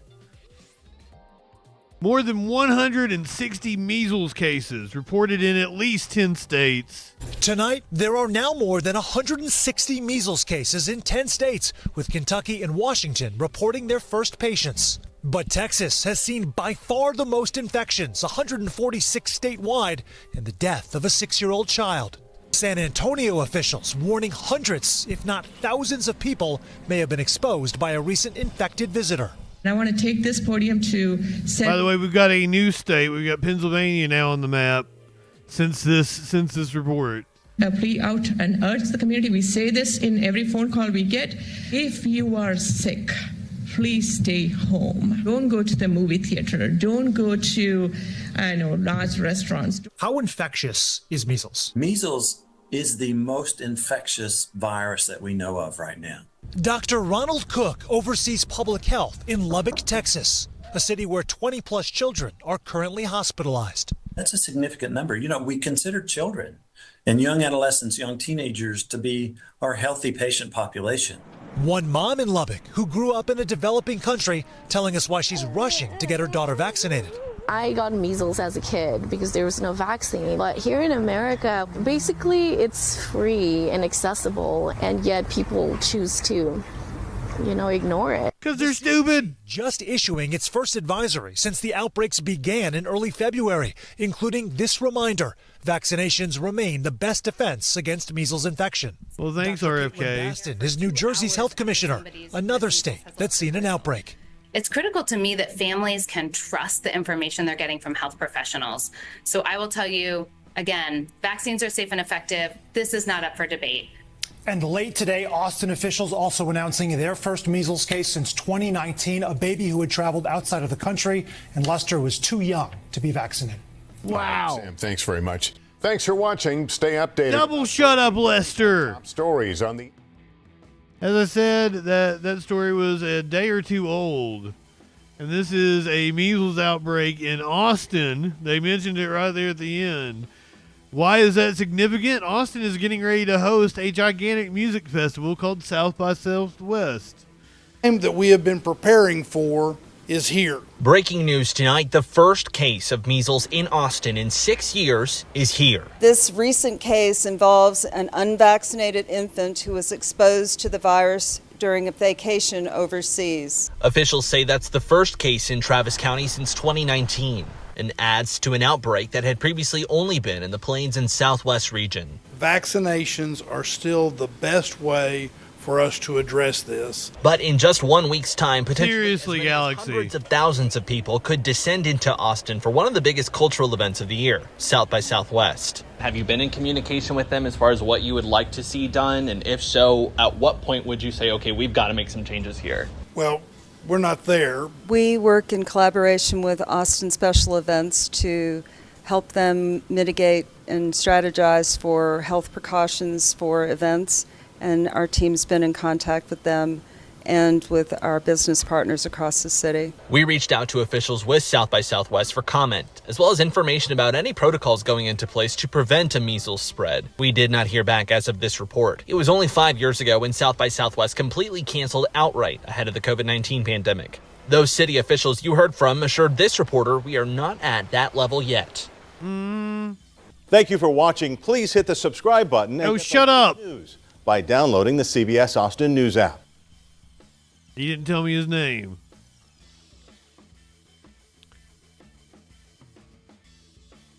Apparently, the measles are like a 2-week incubation period, so a lot more people have it than what we know of.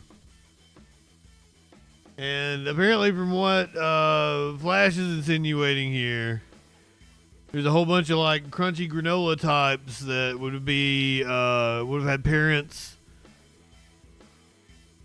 would put their kids my age or just like a little bit younger that wouldn't be vaxxed.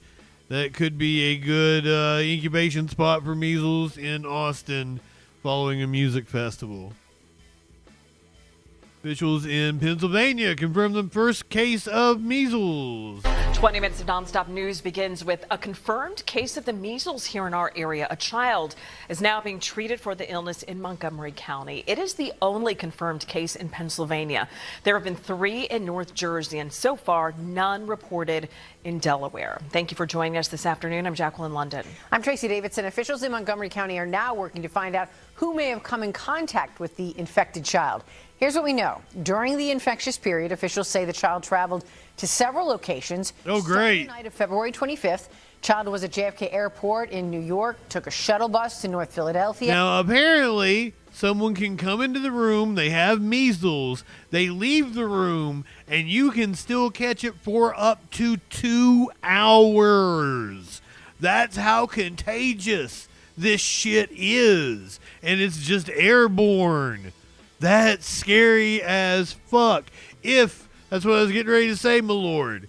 If you were vaccinated as a kid, you have 90% protection. After 85 or 86, they started recommending a booster. Most people, like if you're my age, you've probably taken it before you went to high school or you went to college. That gives you 97% protection. So that you might want to check your immunization records. I don't know. Can you get a second measles shot if you haven't had it? Can you just go to the health department? Somebody was arguing with me the other day. Well, why do you want to force my kid? I'm like, because that's herd immunity. We must get everybody protected. That way, people who have low or that have weaker immune systems don't get taken out. The vaccine isn't 100% effective, so if everybody is 90% effective, it's going to wipe it out.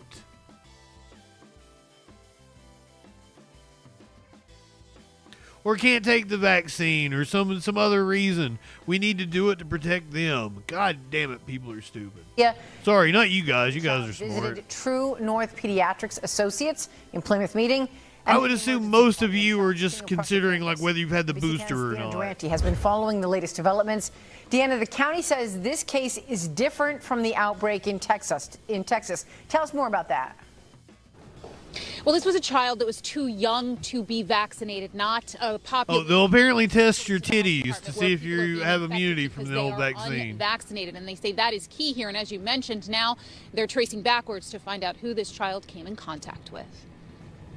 Primarily influenza A that we're seeing the most of, a little bit of COVID, but now measles is something that everybody has to consider. Dr. Richard Lucas is an ER physician. Oh, yeah, and COVID still hasn't gone away. We don't talk about it that much anymore. We're seeing patients come in with wintertime illnesses, high fevers, itchy eyes, and sore throats. With measles, you get a rash. Yet that rash, he says, is not visible for days after exposure. Montgomery County is the home to the first case of measles in 2025. Health officials say the child was traveling with family and have begun to look backwards to see where other exposure risks could be. The county is alerting people who could have been in the same area as the child before the infection was detected. A shuttle bus brought the family and other passengers from JFK to several locations in New York, New Jersey, and Pennsylvania. The family got off the bus here at a restaurant on Adams Avenue on February 26th. Several hours later, the child was seen at True North Pediatrics. I call somebody a cunt. If folks were in the office there from 11:45 to 2:15, county health officials will be reaching out.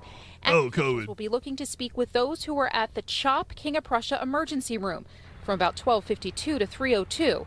On February 26th. The most important thing to start off with is that we want people to understand that this is a little bit different than what's going on in Texas. Montgomery County Office of Public Health Director Dr. Richard Lorraine says while cases in Texas are making headlines because of unvaccinated people, the case in Montgomery County is a child too young to have been vaccinated. The measles vaccine itself is so effective. We don't really expect there's going to be potentially that much spread in this area. Mostly what we're trying to do is take a proactive stance in terms of identifying folks who had exposure and then determining whether they are at risk. In Montgomery County, 95 to 97% of the residents have been vaccinated with the MMR vaccine. If it's an individual who is exposed but has had 2 doses of the MMR vaccine, or is someone like myself who was born in 1957 or earlier and is immune, there really is no significant risk for that individual. But health experts. Wait a minute. Being born between 57 makes you, or being born before 57 makes you immune? Why? How? Risks are for those who How does that work? Vaccinated or those children too young to be vaccinated. Now, there's a couple of things that you can do if you're unsure if you have the antibodies. There's a blood test you can get. You can check with your doctor on that, as well as if you should get a booster. And Dr. Lorraine says if parents with young children, younger than a year, are planning to travel internationally, talk with your pediatrician. Maybe you can get that MMR vaccine as early as 6 months. In East Norton, Deanna Durante, NBC 10 News. All really valuable information as people start asking questions about it. Deanna, thanks. Wait, so being born between 57 means you had it already. What? Wow, that's wild. Someone in the chat asked what RFK is doing about it. Here you go. Apparently causing confusion internally with his guidance. This is according to ABC News reporting. U.S. Health Secretary RFK Jr. is calling the measles outbreak a call to action. I thought it was mandatory now, Lenny. The U.S. has now surpassed 160 cases in 9 states, from New Jersey to California. More than 80% of those cases are in young adults and children under 19. And almost all are unvaccinated or have unknown vaccination status. Director of the Vaccine Education Center and attending physician at Children's Hospital of Philadelphia, Dr. Paul Offit, has more on that for us. Dr. Offit, thank you for joining us. Titties, pronounced titties. By these numbers, it was the concentration of vulnerable right now. Well, very concerned, especially when you see a death. This is the first measles death in a child since 2003. That's more than 20 years ago. In terms of who's most at risk, you get a tighter slap. Measles is the most contagious infectious disease. Typically, for example, if you look at COVID or influenza or respiratory syncytial virus, you'll infect 2 to 4 people a day, assuming everybody you come in contact with is susceptible. But for measles, it's 18. It's a very contagious disease, and I worry because we have so many children in this country who are currently unvaccinated and therefore at risk. Now, U.S. Health Secretary RFK Jr. says ending the measles outbreak is a top priority for him after saying earlier that the outbreak is, quote, not unusual. What do you make of the administration's response so far? Well, it's in some level internally contradictory. So, for example, he does say that that measles outbreaks are to be avoided and to be contained, and that certainly this death was tragic, and that community immunity is important, recognizing that everybody can't be vaccinated. Some people are getting cancer chemotherapy or they're too young to be vaccinated, so we need to protect them. And then on the other hand, he says, well, it's a personal choice. It's up to you as to whether or not to get vaccinated. And he says that right in the midst of a massive measles epidemic in West Texas. He's basically saying it's your choice whether or not you want to catch and transmit this potentially fatal infection. So much of what he says is sometimes internally contradictory. And then he says that the best way to protect yourself against an infectious disease is to have good nutrition. Well, nutrition is important, but the best way to protect yourself against an infectious disease is to have specific immunity. And there's only 2 ways to get specific immunity: vaccination or natural infection, and vaccination is always the better choice. So what are you watching for now, and what do you want people to know? I want them to know that measles was eliminated in this country in the year 2000. And before that, before measles vaccine, we'd have 500 measles deaths a year. We'd have 1,000 cases of brain swelling that was associated with deafness and blindness from measles. It's a bad disease. I'm a child of the 1950s. I had measles. I remember measles. It was not a childhood rite of passage. It's a serious disease. The problem is, although we largely eliminated it by the year 2000, measles is coming back because a critical percentage of parents are choosing not to vaccinate. They're dumb fucks. And they're making that choice because not only have we largely eliminated measles, we've eliminated the memory of measles. And I hope we don't have to remember it again by seeing it come alive. And last week, an independent FDA advisory board meeting was canceled where you were supposed to make your recommendations on the flu vaccine formula for next year. The FDA says it will deliver the flu strain selection on time, but there's no mention of the independent advisory board or any public debate going forward. What do you make of that? Well, I've been on the FDA's Vaccine Advisory Committee since 2017, and every year in March, Girl the Great, I tell you good evening. Strains for the coming season. It's a 6-month production cycle, so that allows the vaccine then to roll. Now that you're here, let's smoke a little pot. Out in September. It's important to have independent advisory boards. They're independent of the pharmaceutical companies. They're independent of the government. They review the data, and really they hold the science behind a particular policy to a high level, a high standard of safety. And it's nice to have that. Plus, it's open to the public, so the public can view those meetings and hear what we're saying. Otherwise, these decisions are made behind closed doors. Hell yeah, Galaxy! Thank you for being a freaking baller. Transparency, and then suddenly meetings are canceled. All right, Dr. Paul Offit, great to have you. Thank you.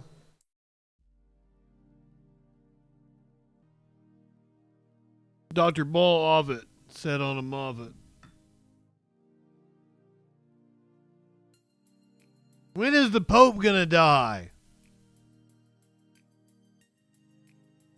Will he just finally croak? We're on Pope Death Watch right now.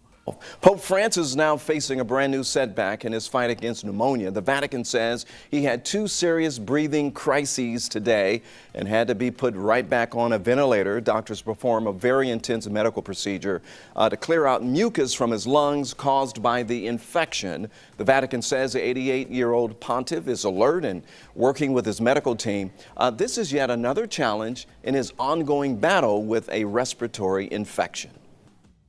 Just die already. Go meet your maker. Jesus is waiting on you. You think you might be able to make it to Easter? He's got a month and a half. Can the Pope make it to Easter?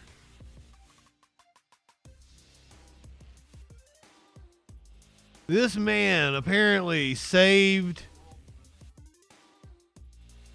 2.4 million babies' lives.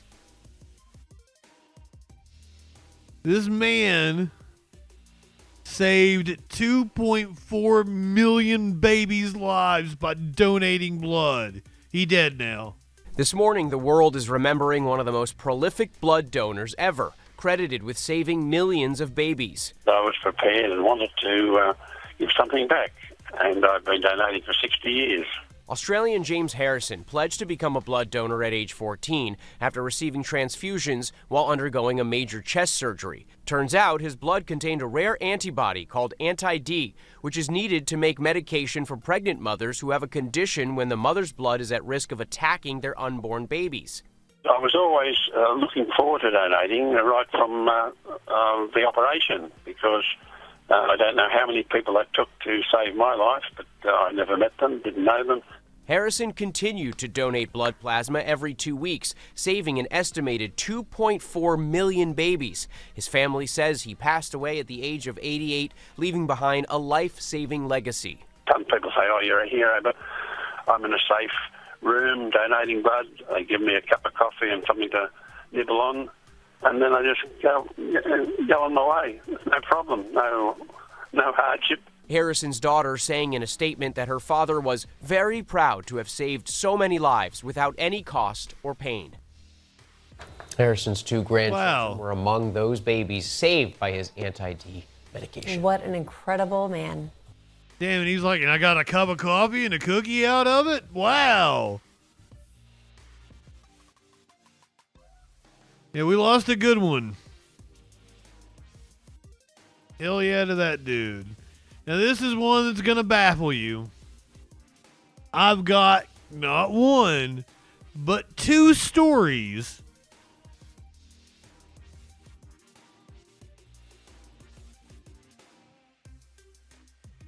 Oh, you're shitting me.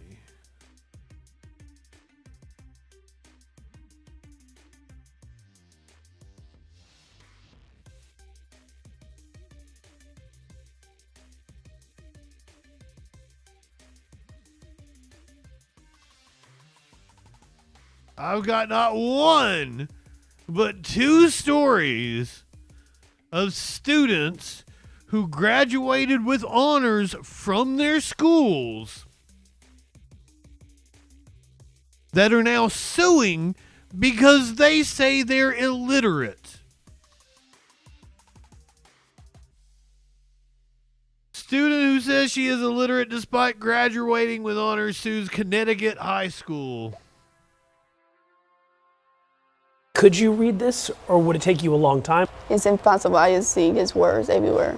Alicia graduated from the Hartford Public School System last year, but she says today she is illiterate. She still doesn't know how to read or write. When she was in early education, They would just either tell me to sit in a corner and sleep, or just draw pictures, flowers for them.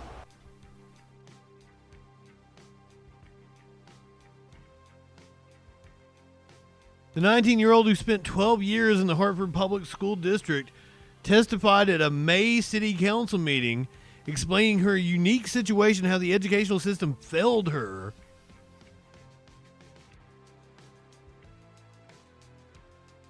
According to the lawsuit, she began having problems with letter, sound, and number recognition as early as first grade. Because those issues were not addressed, she began acting out in school.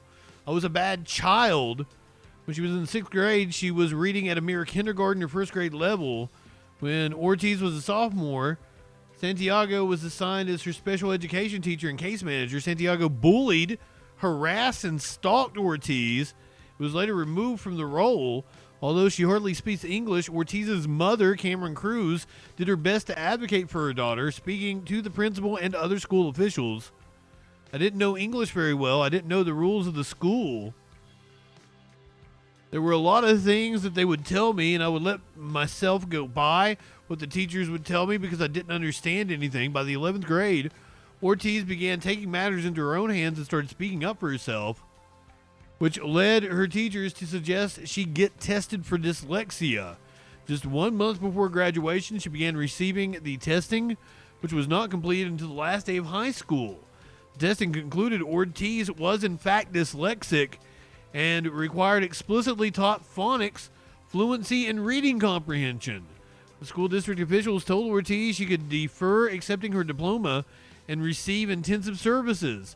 While Hartford Public Schools cannot comment on pending litigation, we remain deeply committed to meeting the full range of needs our students bring with them as they enter our school and helping them reach their full potential. Wow! Really sounds like you didn't do that here, Hartford Public Schools. Oh, Galaxy. I know it's not an isolated case because I got another one. This one in Clarksville, Tennessee. A former student sues the school saying he graduated with a 3.4 but couldn't fucking read.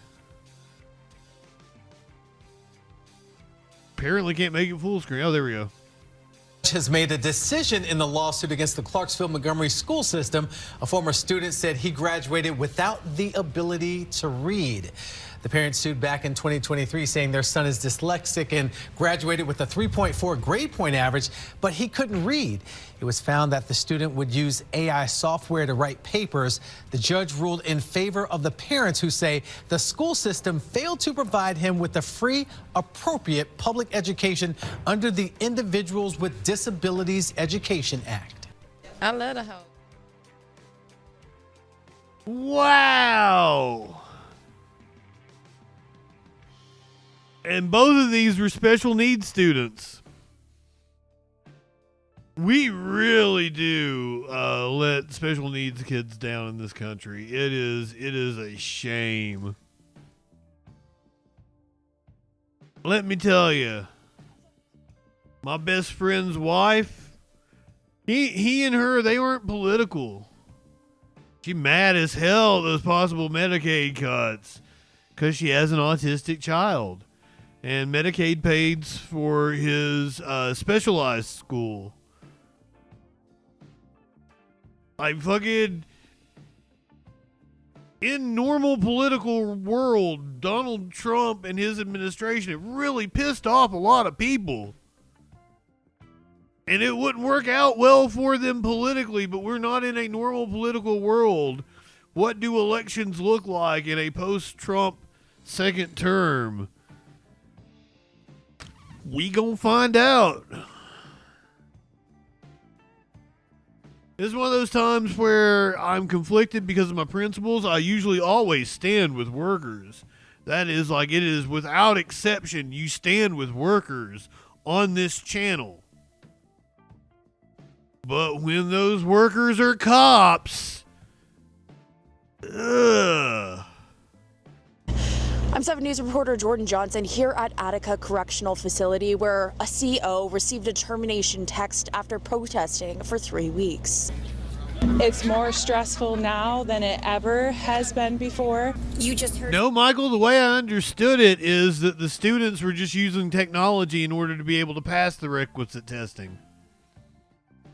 That they were using AI and their cell phones and shit in order to be able to, you know, get by on their assignments. From the wife of a corrections officer at Attica, whose husband has been on strike for almost 2 weeks. But on Sunday, a concerning development for striking COs and their families. Some on the picket line received this voicemail. This is a message from New York State Office of Employee Relations. Corrections officers and sergeants who do not return to work will receive health insurance terminations tomorrow. Speak to your dependents about making alternative arrangements for coverage. Termination of employment notices will begin. Damn right, Komradsky. Corrections threatening to terminate health insurance, coming on the same day as a new message from the Department of Corrections Commissioner. It reads, they're the ones with the best unions, too. It's sad. if you missed your shift, you should still report. 7 News has also learned that the Attica Superintendent Julia Wolcott told the striking COs that if they do not report to the job, they are considered terminated. Wives I spoke with today tell me their spouses understand the threats, but they're still committed to their fight for better working conditions. I would be lying to you if they weren't worried about their job, but they're not worried about their job in a sense, because this is what they believe in, and they're going to fight to make it better in there. If they're not in there to keep the safety of not just the inmates, but the other workers, who is protecting them? All the threats that they give are real to them. They feel it. They're getting fired, the health insurance penalty, the not having health insurance.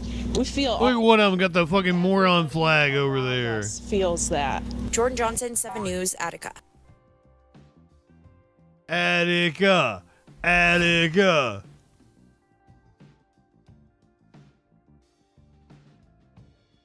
Now we're in what I refer to as the crime part of the show. I don't think we have anything all that violent tonight. Well, we got a couple deaths.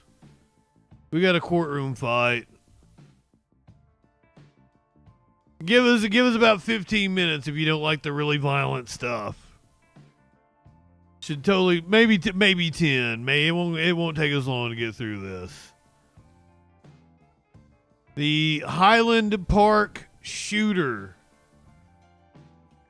changed his plea today. Now pleads guilty.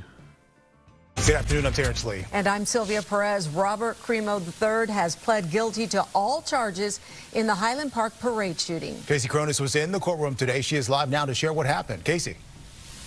I don't even remember which shooting this was. Attorneys, witnesses, jurors, victims, and community. Was this the one that was on like a 4th of July or Memorial Day or something like that? Members were preparing for this trial to last between 3 and 5 weeks. But in a shocking move, Robert Cremo III decided not to go through with it, instead pleading guilty to all 69 counts.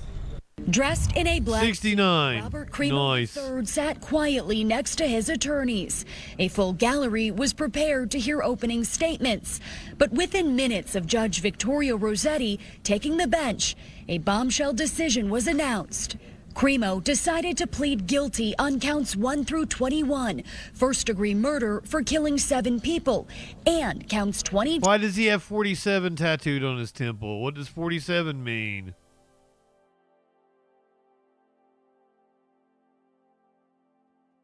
Does anyone know? Guilty. Or is it 17? 21. Would he have gotten it while he was in jail? First-degree murder for killing 7 people, and counts 22 through 69. Attempted first-degree murder for injuring 48 others. This was not a negotiation. This was not a deal. He made a free decision to plead guilty to every single count. Cremo's parents were It's 47. their son. When the plea change was made, his mom had an outburst, seemingly disagreeing with the decision, but she was told to remain quiet or be escorted out. The judge then asked Cremo more than a dozen questions, ensuring that this change of plea was his decision and his only. Cremo quietly responded in a flat, unemotional tone. Last June, Cremo was set to take a plea deal, but at the 11th hour changed his mind, forcing this trial. It was devastating for the families of the victims, who were looking for closure. And for months, many of them have been anxiously awaiting this moment, where they were scheduled to testify. Community member Ashby Beasley, like so many others, I covered this. I remember the kid, but I don't remember the shooting because there's so many of them. There's so many shootings in this country.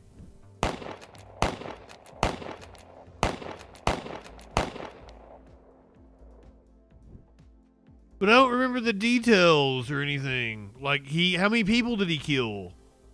I think there is a huge collective feeling of relief. Mayor Nancy Rodering addressing the media following Cremo's change of plea. And I think at this moment we're all just sort of surprised and relieved that they don't have to experience the unbelievable pain of living this experience. Community member Ashby Beasley, like so many others, expressing shock at the news. I think there is a huge collective feeling of relief. Mayor Nancy Rodering addressing the media. 69 counts. Cremo's change of plea. And I think at this moment we're all just sort of surprised and relieved that they don't have to experience the unbelievable pain of reliving this experience for the next 3 to 5 weeks. There is a mountain of evidence Lake County State's Attorney Eric Reinhart was planning to present in court. He had this to say. This is a final verdict on 69 counts. Let me be clear. If we had gone all the way to trial, gone through closing arguments, and the jury walked back into the room and delivered 69 counts of guilty, it is the exact same legal effect as when she accepted 69 counts of guilty.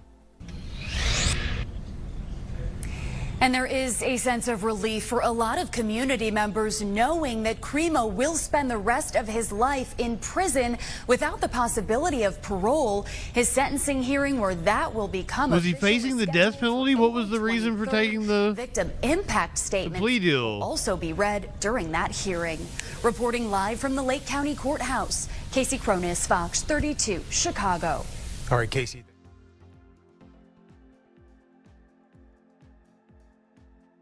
Cremo. What a name.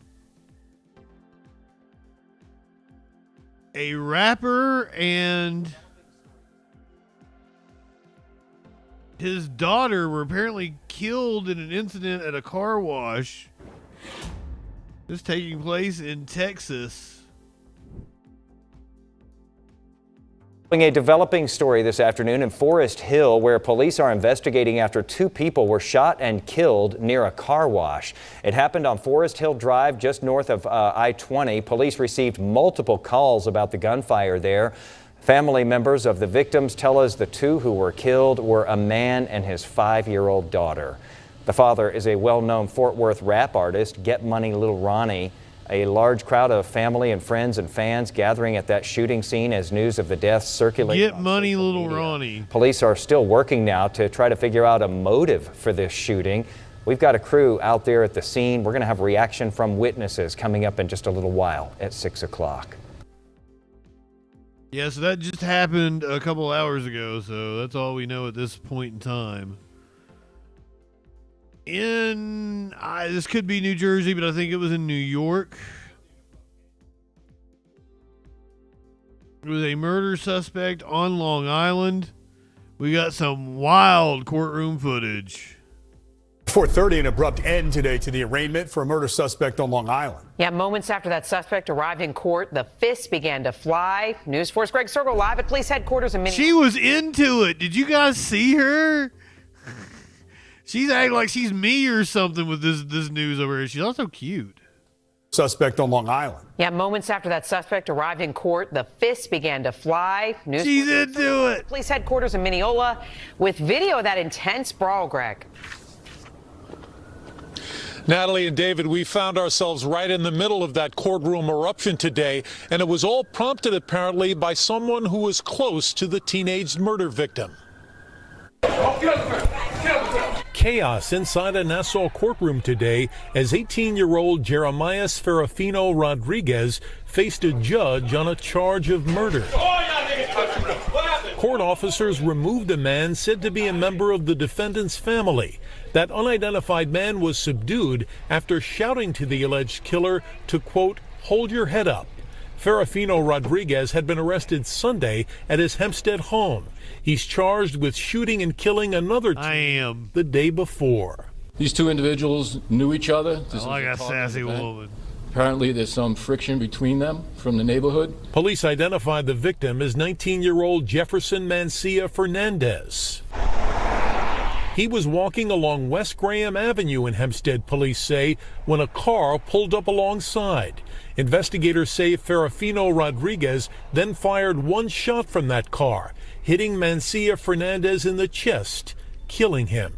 He lived right in that neighborhood, and on that particular day, he was in the process of helping mom move stuff You mean from like their that, Flash? to the other. The exact motive for all this, police say, is unclear. Outside court today, supporters of Ferrafino Rodriguez refused to comment. Police say right now there's no evidence of gang activity in this It's a cute little neighborhood. There's no firearm recovered yet, but it's early on, and we're hopeful. Now, right before the courtroom incident today, a judge ordered Ferrafino Rodriguez held without bail. Police say both the alleged gunman and his alleged victim are U.S. citizens. Right now, we're still waiting. Why does that matter? If the guy that court officers pulled from the courtroom today has actually been charged with a crime. We're live in Mineola. Greg Sergel, News. I feel like that's kind of racist because the dude had a weird last name. You got to say that he was a U.S. citizen. Oh, are we not going to go back to the anchors?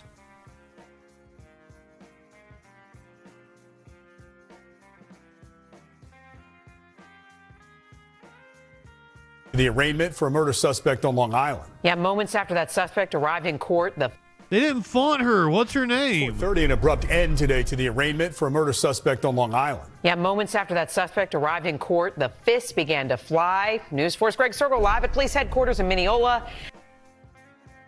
I want to know her name. I want to go follow her on social media. Abrupt end today to the arraignment for a murder suspect on Long Island. Yeah, moments after that suspect arrived in court, the fists began to fly. News 4's Greg Sergel live at police headquarters in Mineola. She can be my GOP mommy. Because you know she's a Republican.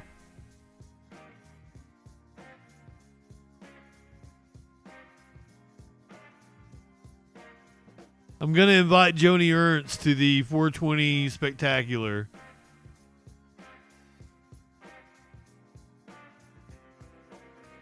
Two men were stopped from bringing guns on a plane at Philadelphia. 4:30, Transportation Security Administration Natalie Pasquella. two men from bringing loaded guns onto their flights at Philadelphia International Airport. Authorities say a Broomall man. I do believe you're right. Checkpoint on Saturday when the TSA discovered a handgun loaded with 6 bullets. Then yesterday, a Philadelphia man was caught with a similar weapon loaded with 15 bullets, including one in the chamber. He also had 3 gun magazines and 45 additional bullets. Officials urge passengers to follow federal guidelines when it comes to safely traveling with a weapon. There is a safe and legal way to travel with firearms. It has to be. Oh no, here's her going to plays, so maybe she's a liberal. Ammunition has to be separate generally in the manufacturer's packaging. The TSA arrested one of those men. The other faces thousands of dollars in fines.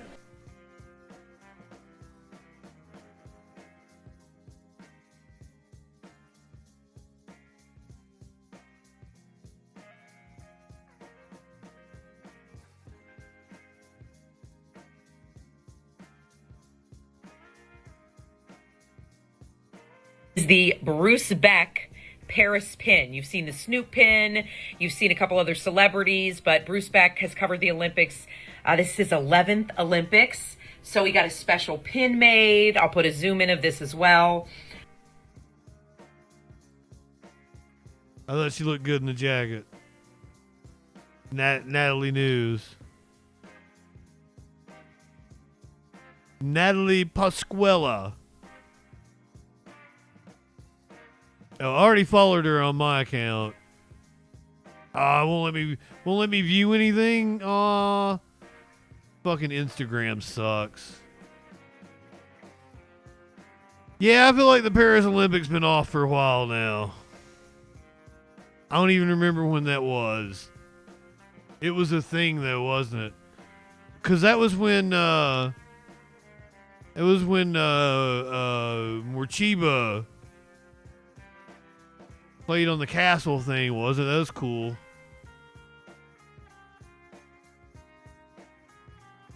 Yeah, it was 2024. Because it happens every even year, I think. Dollar bills, designer handbags. All over the road following a robbery of a Bel Air house. New this morning, police had to use a ladder to check out a home break-in and burglary in Bel Air early this morning. Once they climbed over that gate on Milldale Drive, they were able to get inside the house where the alarm was going off. Scattered on the street outside, some those are hundreds and a large amount of cash. It's unclear exactly what the burglars got away with and how they got inside the house. Nobody was hurt, fortunately. No arrests have been made, though. Right now, police can only tell us they are looking for 2 men. Hello, I'm Mark Brown. The LA Dispatch has been criticized after a content creator called the cops. It was left on hold.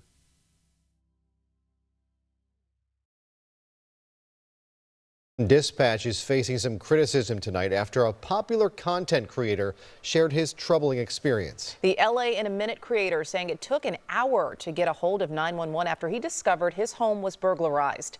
Eyewitness News reporter Tim Pulliam live for us in Studio City with that story and what that creator is saying tonight. Tim? Michelle Jory, when you call 911 for an emergency, you expect to get an operator right away, but this victim says it took him an hour to report that his home had been burglarized. My main thought was, what if my son was choking? What if my wife fell in the shower? What if this was critical emergencies where 1 minute is life or death? Popular LA influencer Evan Lovett speaking out in frustration after his home in Studio City was broken into Friday. Hey, I just came home from my son's baseball game tonight to this. Evan sharing the news with nearly 300,000 Instagram followers on his LA in a Minute page. He says it took much more than a minute to get a 911 operator on the Maybe phone. it's more like an 10, LA. 20 minutes, 44 minutes, 59 minutes. Finally, somebody picks up, and the representative, she was great. Took the information. She's like, we're going to send LAPD out. The regional LAPD thing. Came within 6 minutes. Perfect, great response time. But it was too late. This image shows how the thieves rummaged through his drawers, ultimately getting away with a safe in his closet containing family jewelry and valuable coins.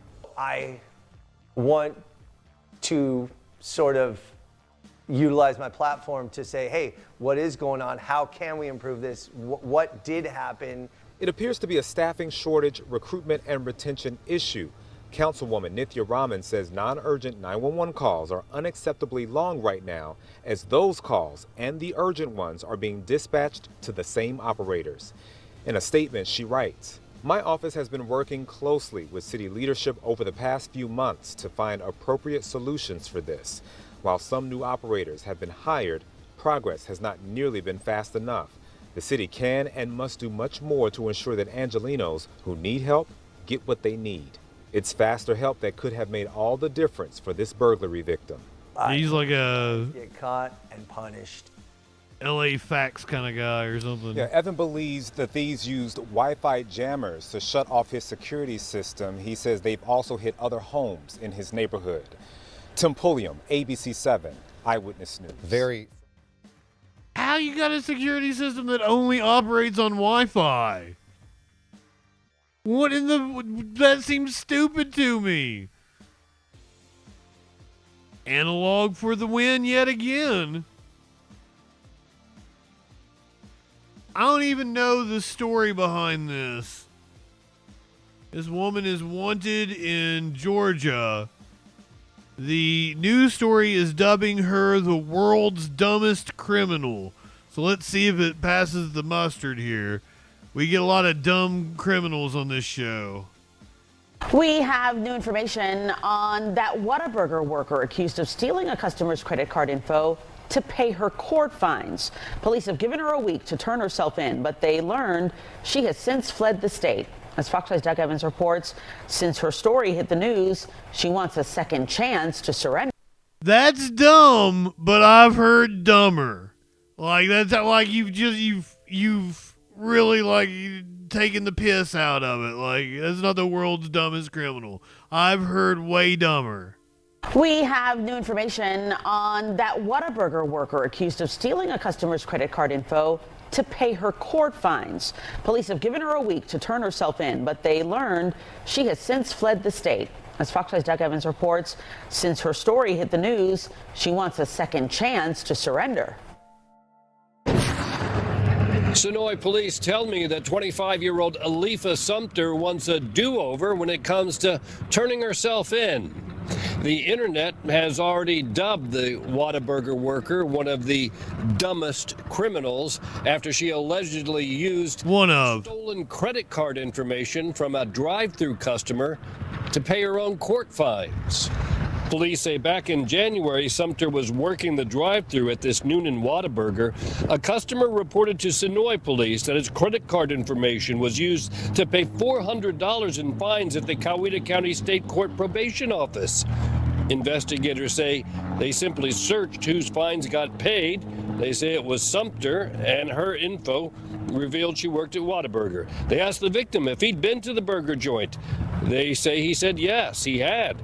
And he later picked her out of a lineup. Coweta County took out a warrant for probation violation. She cute. I can fix her. Took out felony warrants for identity theft and credit card fraud. Keep in mind, Sumter's probation was just for misdemeanor pot possession. So oh my God, escalated significantly. Authorities gave her until Friday to turn herself in, but they say she didn't. On Monday, they learned she'd skipped the state. After her story appeared on Fox 5 and on social media, seemingly everywhere, police say she contacted them, asking to turn herself in on Wednesday. She's taken quite a hammering on social media. She made a mistake. She's not an awful person, but obviously made a bad mistake, and hopefully she'll learn from it and move on. Am I confident she's going to turn herself in? No, but we'll see. They say they have good reason to be skeptical, but they say they also don't mind giving her another chance to do the right thing. I like that, Flash. Some countries do that. Evans, Fox 5 News. It's like a sliding scale based on your wealth, and they should absolutely do that here. But, you know, our legal system isn't actually about, you know, encouraging good behavior and what have you.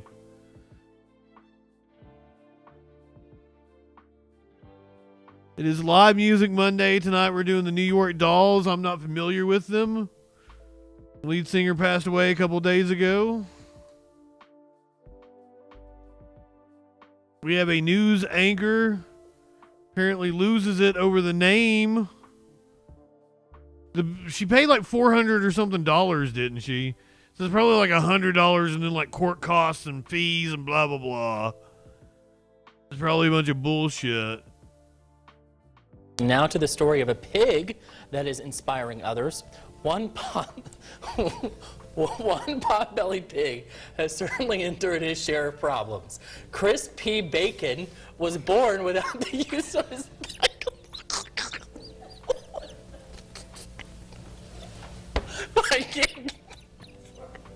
Yeah, you have to read this story. That pig is cute. It's adorable. We cannot. Oh my God.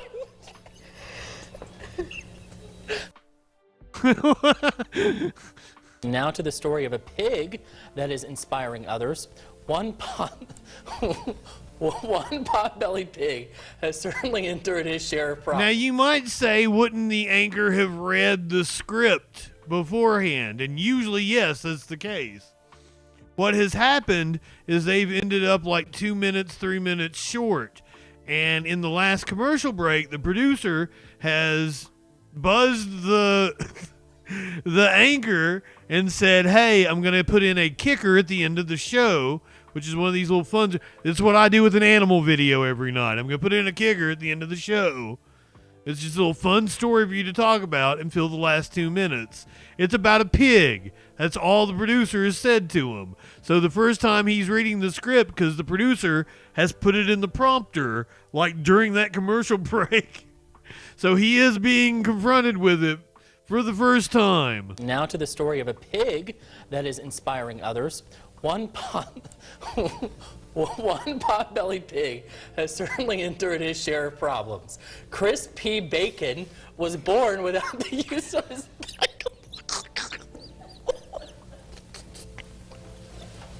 Viking.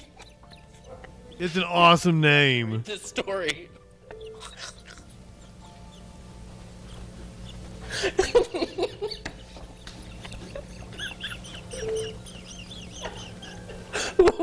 The anchors never got high with me. Oh my God. Reporters, producers, yes. I never had an anchor get high with me. Now to the story of a pig. They were always kind of uptight. Others. One pot Graham Ranch has certainly endured his. Oh. The pig's name is Chris P. Bacon. That's it. That's what he's getting a kick out of the name. Chris P. Bacon.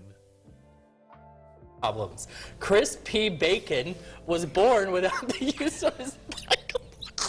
It does kind of sound like he's mocking the handicapped pig. Yeah, you have to read this story.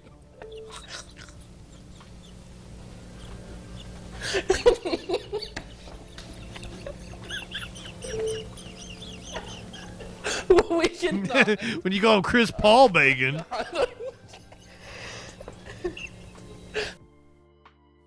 Now to the story of a pig that is. The pig is cute. I should look up the pig. One pot-bellied pig has certainly endured his share of problems. Chris P. Bacon was born without the use of his.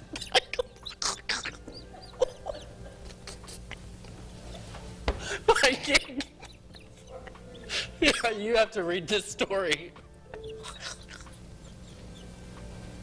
If you're watching on YouTube or the podcast, go ahead, light one up, tip one back. It's all right to have a little fun before you hit the sack. I'm JustinFREAKIN.